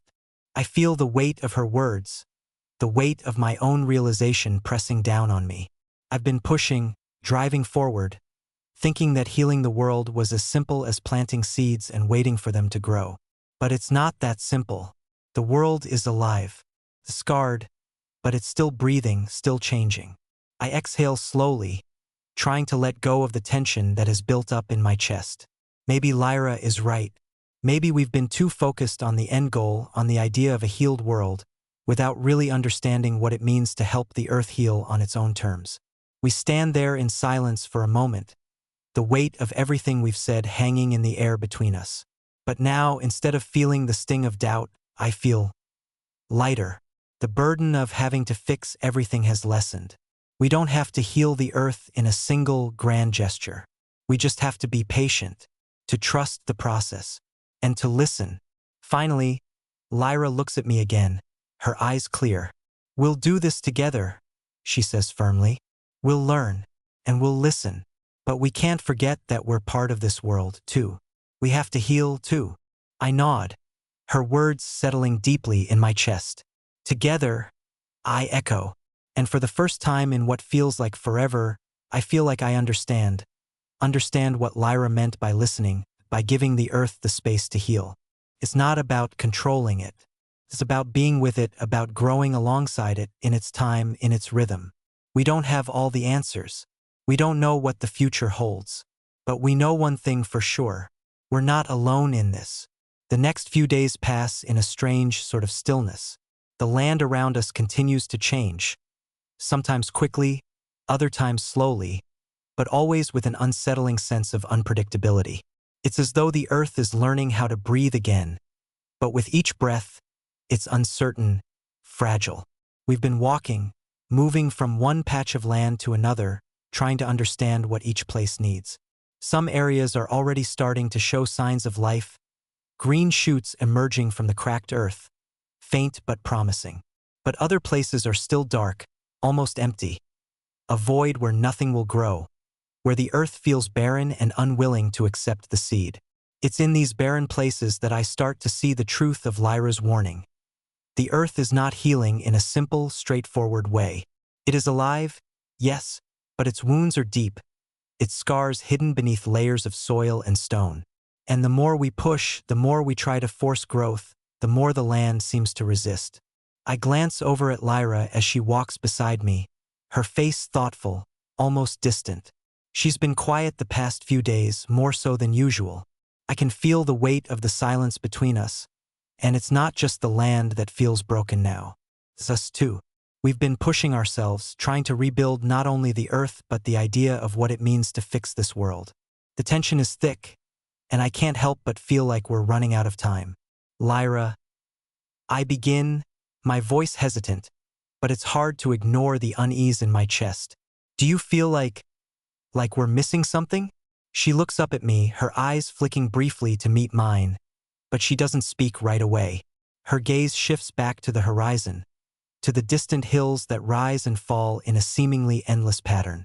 What do you mean? She asks, her voice quiet, measured.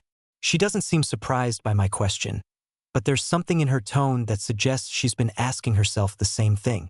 I shift uncomfortably, running a hand through my hair as I search for the right words. I don't know. I feel like we're walking in circles sometimes, like we're missing something, some piece of this puzzle we don't have. Every place we try to help seems like it's getting worse, not better, and I can't figure out why. Lyra stops walking, her boots crunching softly on the dry earth. She turns to face me fully now, and I see the lines of fatigue in her face, the shadows beneath her eyes. She looks older. We both do. It's not that simple, she says after a long pause. We're not just rebuilding. We're learning how to live with the land again. We're asking it to trust us after everything that's happened. We can't force it. We can't rush it. I know she's right. I do. But that doesn't make the frustration go away. The impatience that bubbles up in my chest. The feeling that we're doing something wrong. That we're not enough for the task ahead. I glance around, looking at the land stretching out before us. Some parts are soft, gentle, like they're healing. But others are harsh, dry, cracked. Places that seem untouched, almost dead. But what if we're wrong about this? I ask, my voice rougher now, the doubt creeping in. What if we've misjudged the land? What if it's not just about time? What if we're doing more harm than good? Lyra turns her gaze toward me, her eyes steady, her voice calm but firm. We can't think like that, she says. We can't second-guess everything. We've learned so much already, more than we could have ever known just by staying in one place. We've seen the earth respond in ways we didn't expect. But we're not done yet. We can't stop now. Her words echo in my mind as we continue walking. We can't stop now. But what if we're just wandering, lost in the chaos of the world we tried to rebuild? The hunger, the storms, those things are behind us now, but the consequences of what happened linger, seeping into every corner of the land. And the deeper we go, the more we begin to see cracks in our own understanding. The places we thought we had healed are still broken. The earth is still learning how to trust us, and I'm starting to wonder if we'll ever truly understand it. We come to a valley, its rolling hills covered in sparse, brittle grass. The wind here feels different, cold, harsh, as though it's been forgotten by the world. The trees are twisted, their branches gnarled like the fingers of something long dead. I've seen places like this before, but this one is different. There's something in the air that makes my skin prickle, something that feels wrong. Lyra stops beside me, her expression tense. She takes a deep breath, then lets it out slowly, her shoulders heavy with the weight of what she feels. This place, she begins, her voice a whisper. It's not just barren. It's cursed. I stare her, confused. Cursed. I repeat, unable to keep the incredulity out of my voice. You think? She cuts me off, her gaze never leaving the valley. It's not the land's fault, she says, her words sharp. This place has been touched by something else, something darker, something that wasn't here before. I can feel it in the air, in the soil. It's like the earth itself is trying to fight back, but it doesn't know how. My heart races. I can't explain it, but something in her voice, something in her presence, makes me believe her. She's seen things like this before. She's felt the pulse of the earth, its rhythms. She's the one who listens. If she says this place is cursed, I believe her. What do we do? I ask, the question heavy with urgency. The last thing I want is to make things worse. Lyra takes a step forward, her eyes scanning the valley as if searching for something in the darkness that lies beneath the twisted trees. We leave, she says quietly. We don't disturb it. We don't try to fix it. We can't. I nod slowly, the weight of her words sinking in. This place is beyond us. It's not just a matter of healing. It's a matter of understanding when to walk away. Some places, I realize, are beyond repair. Some wounds are too deep, too old to heal with just time or care. We turn and begin walking away from the valley, the cold wind at our backs. The weight of the decision lingers between us, the silence speaking volumes. There's so much more to learn, so much more we don't understand. But in this moment, I feel a shift, a realization that not all things can be healed.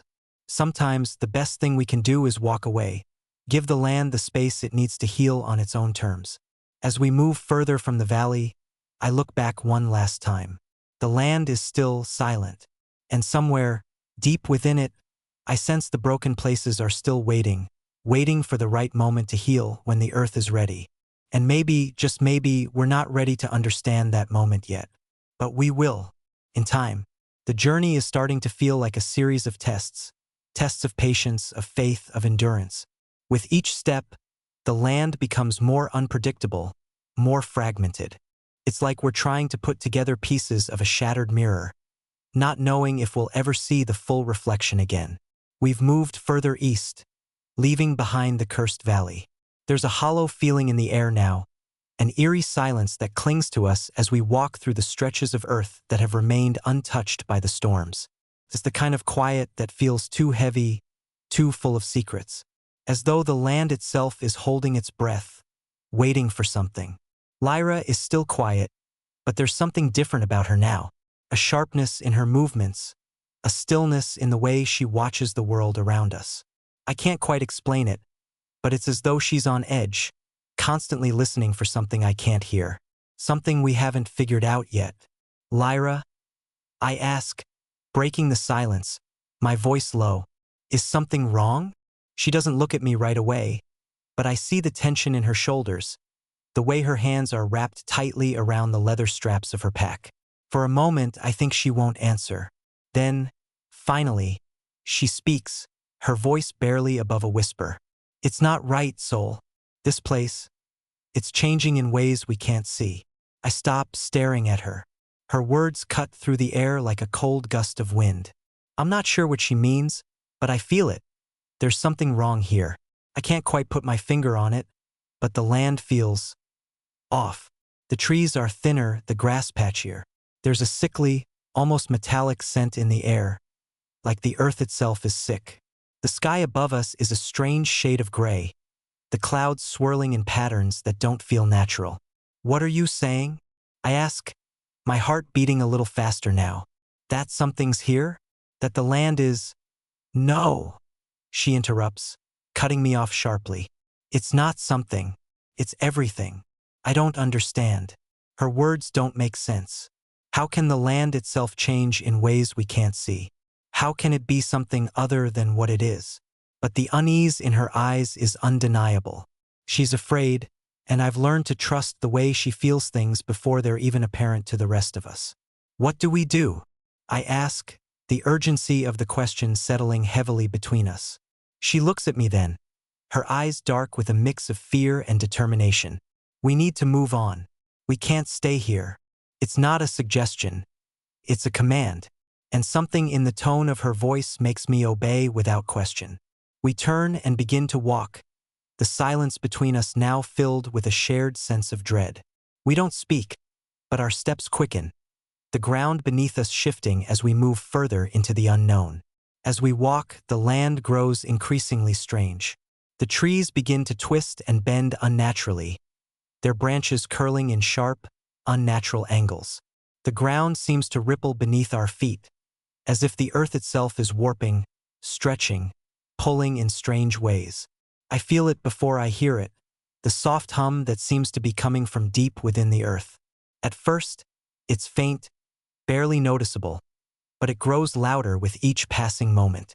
It's a vibration that resonates in my bones, a deep thrumming sound that sends a shiver down my spine. I glance at Lyra, my breath catching in my throat. She's stopped, her body tense, her hands shaking slightly. She's listening to it, I can see that much. What is it? I ask, my voice barely above a whisper. It's the earth, she replies, her voice distant, almost hollow. It's trying to communicate, but it's not the same as before. I don't understand. The earth has always communicated through its rhythms, its vibrations. We've felt the pulse, the deep hum that connects everything. But this is different. The sound is jagged, discordant, feels like a warning. The ground beneath us trembles again, more violently this time, and I almost lose my balance.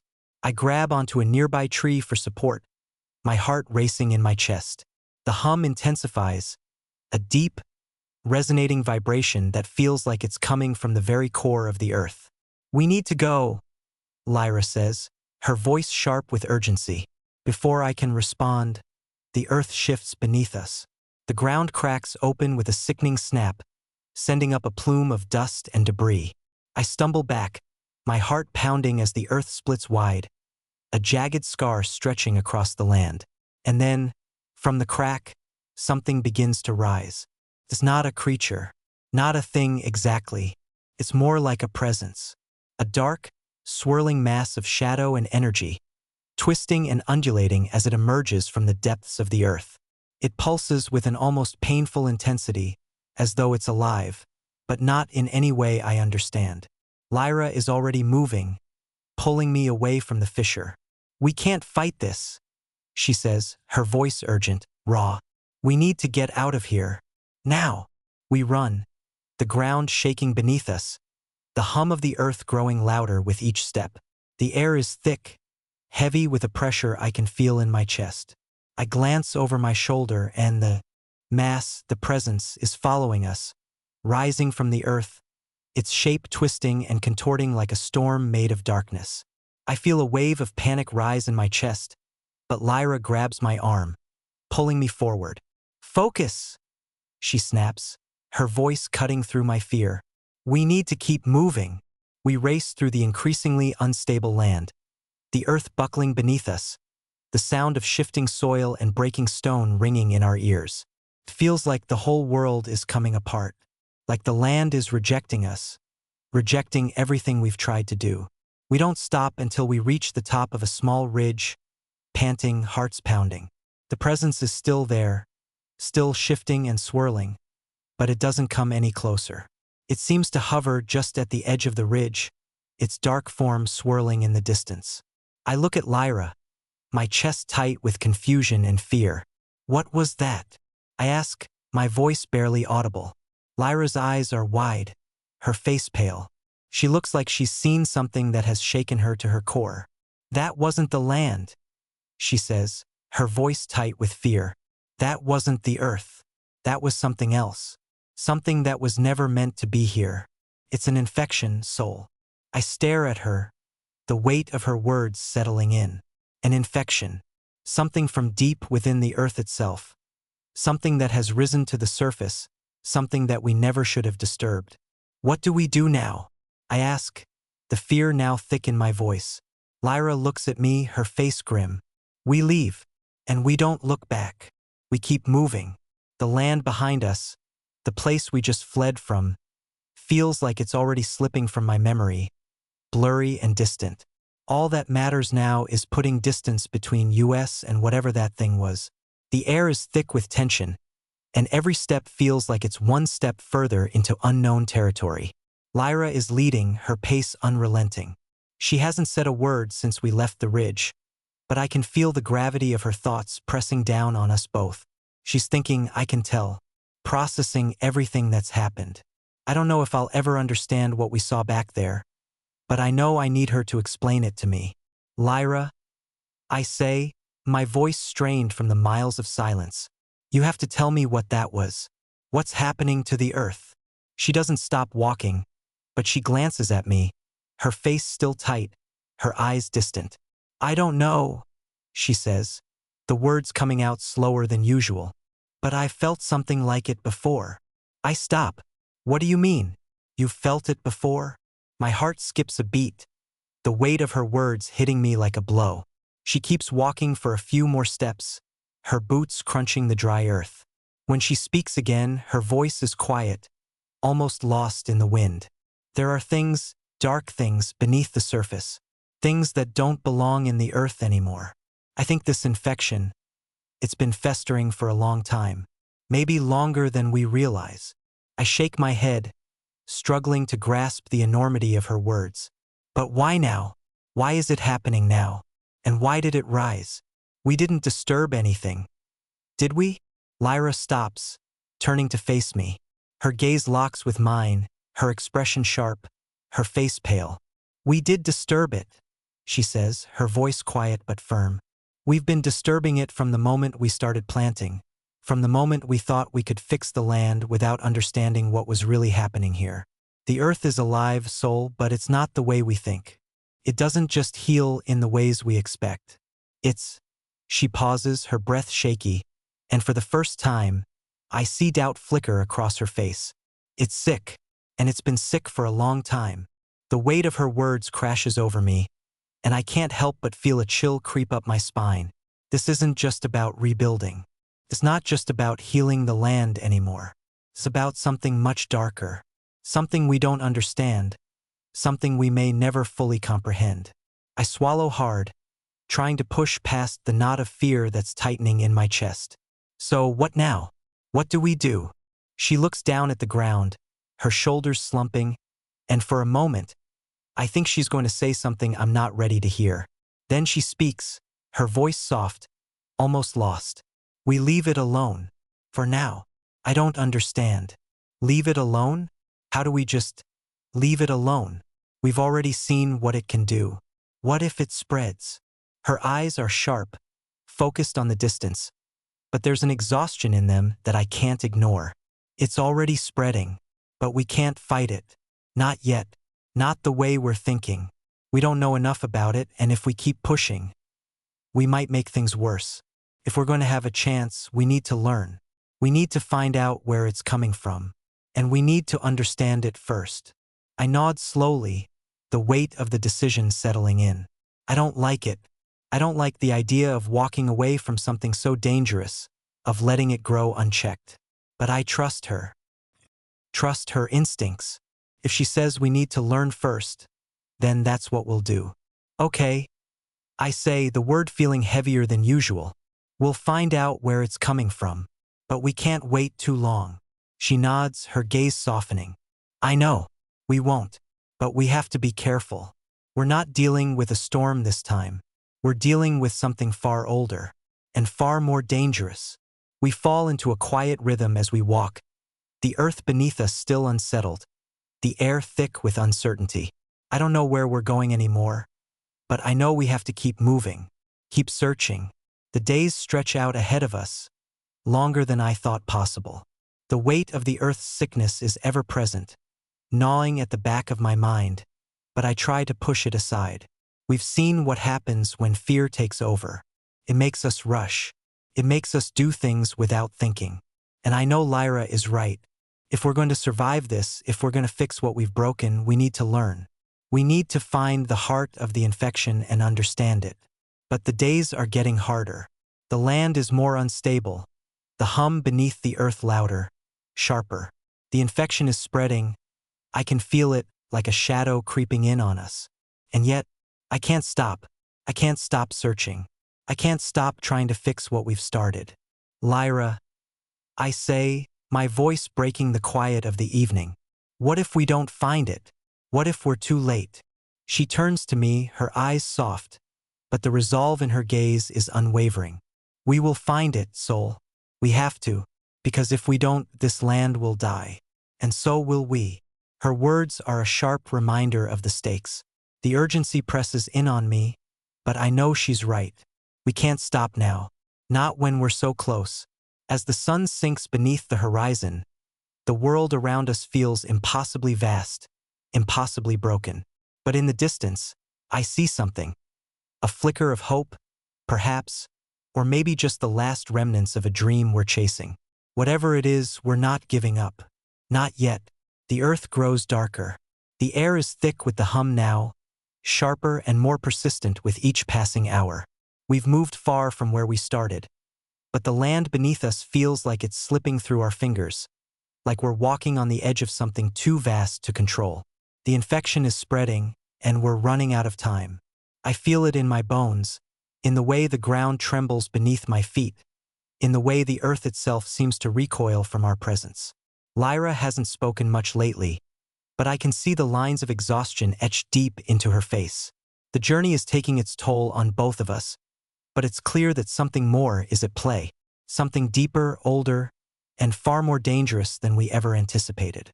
We've come to a new place, still untouched, still raw.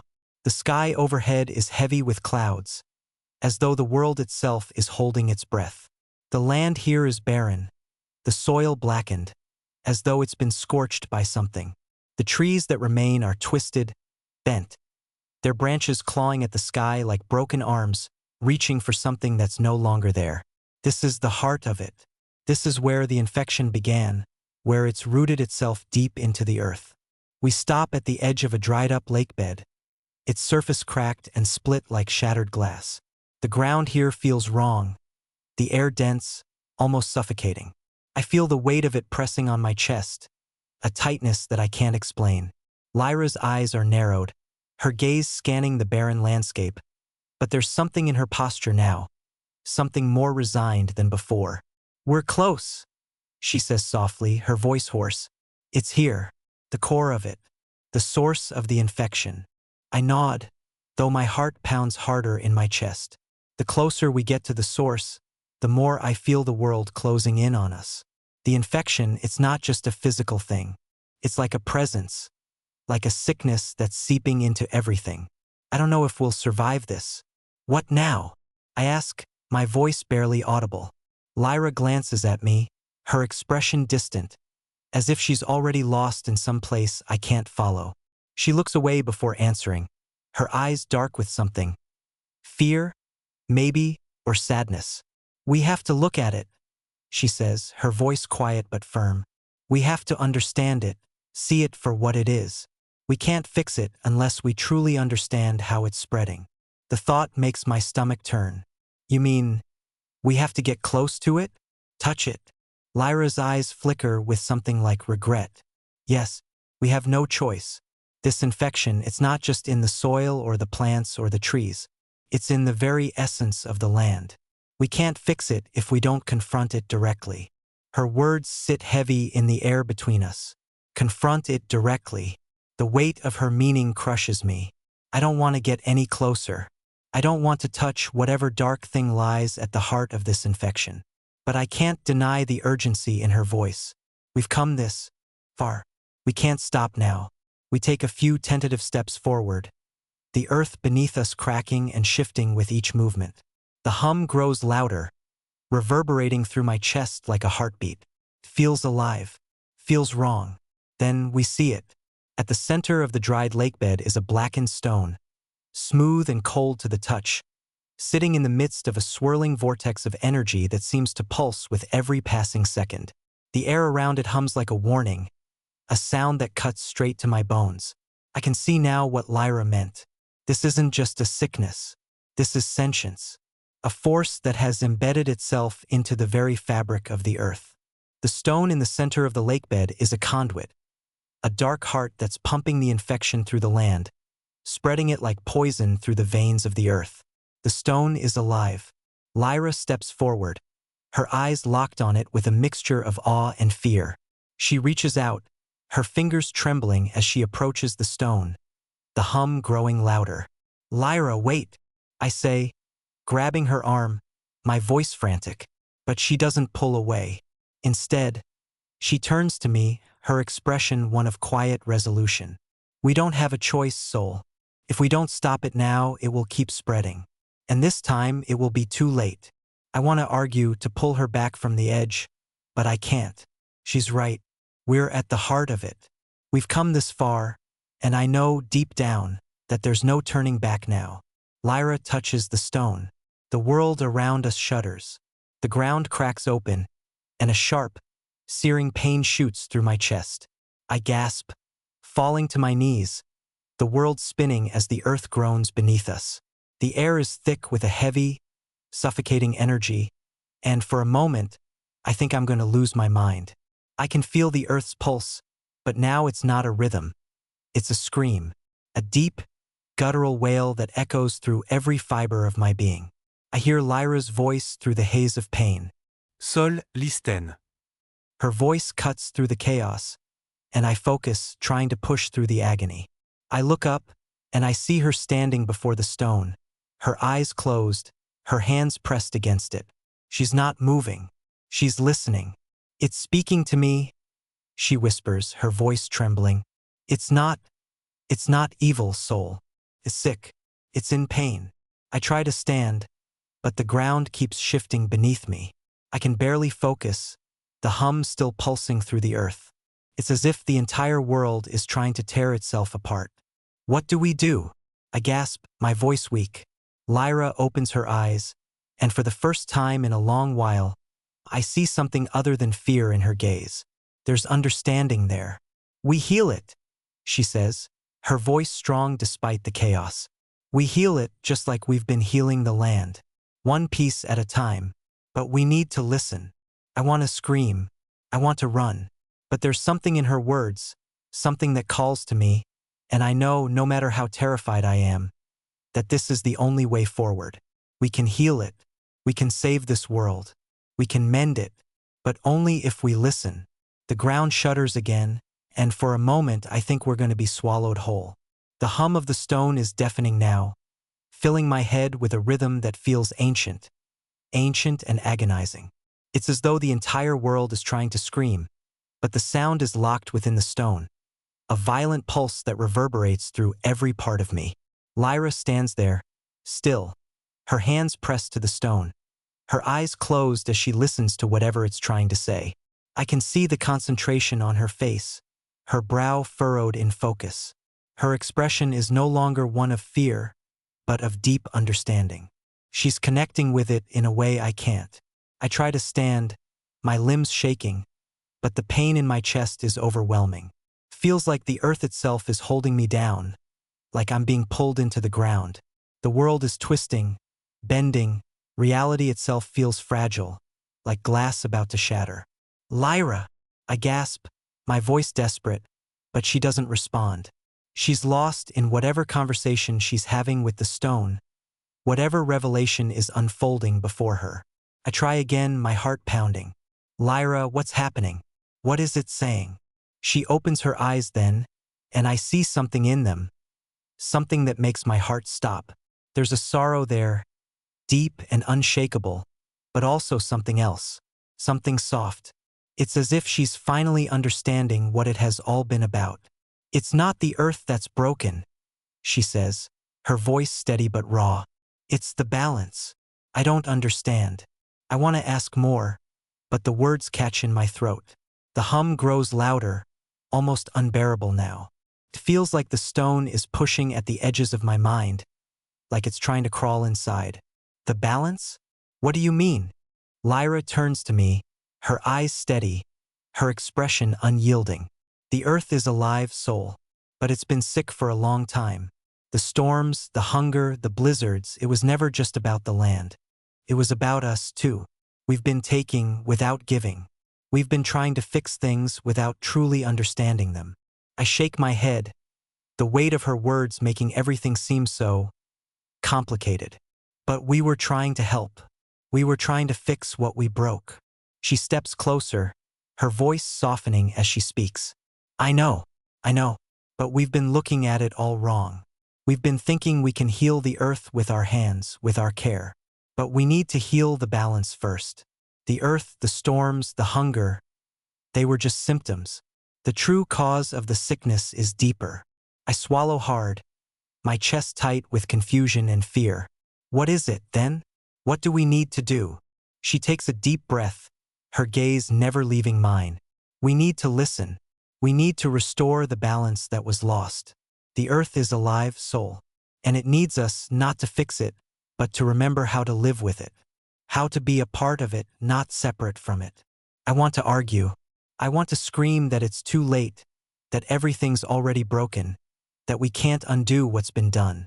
But I see the truth in her eyes, something deeper than words can convey. She understands something I don't.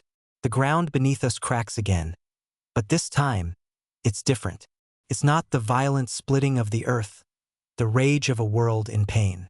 It's a gentle shift, a soft breath, like the land itself is stretching, waking up from a long, deep sleep. I glance at the stone, still pulsing with that strange, sickly energy. But now the hum is quieter, softer. I can feel it in my bones, a heartbeat, a slow, steady pulse. The earth is breathing. The infection, the sickness is still there, but it's not a force to fight against. It's a call to restore. Lyra steps closer to the stone, her hands still pressed against its surface. She closes her eyes again, breathing in deep, as if gathering something from the earth itself. I can feel the shift in the air, like the land is responding to her, listening to her. Sol, she says, her voice barely above a whisper. I can feel it now. The balance, it's coming back. It's not a quick fix. It's not something we can just patch up in a day. But it's healing. Slowly, but surely. I don't know what to say. There's so much to process, so much to understand. But I know one thing, I trust her. I trust Lyra more than I've trusted anything in this broken world. If she says the earth is healing, then I believe her. The air around us begins to shift, the vibration softening, the hum turning into a steady, gentle rhythm. The land beneath our feet stops trembling. The infection, the sickness, isn't gone. It hasn't disappeared into nothingness. But it's starting to change. The earth is healing itself. It's moving slowly back toward balance. For the first time since this all began, I feel the weight lift from my chest. The world isn't fixed, not yet, but it's moving in the right direction. Lyra pulls her hands away from the stone, and I watch as she slowly exhales, her face relaxed for the first time in ages. It's not done, she says, almost to herself, but it's a start. We have time now. I nod, taking in a deep breath myself. The air feels different now, cleaner, lighter. The land is still scarred, still broken in places.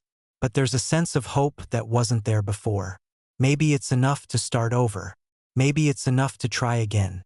We stand there for a long while, looking at the stone, watching the land shift beneath our feet. The hum of the earth, the pulse of life, is quiet now. But it's steady. It's alive.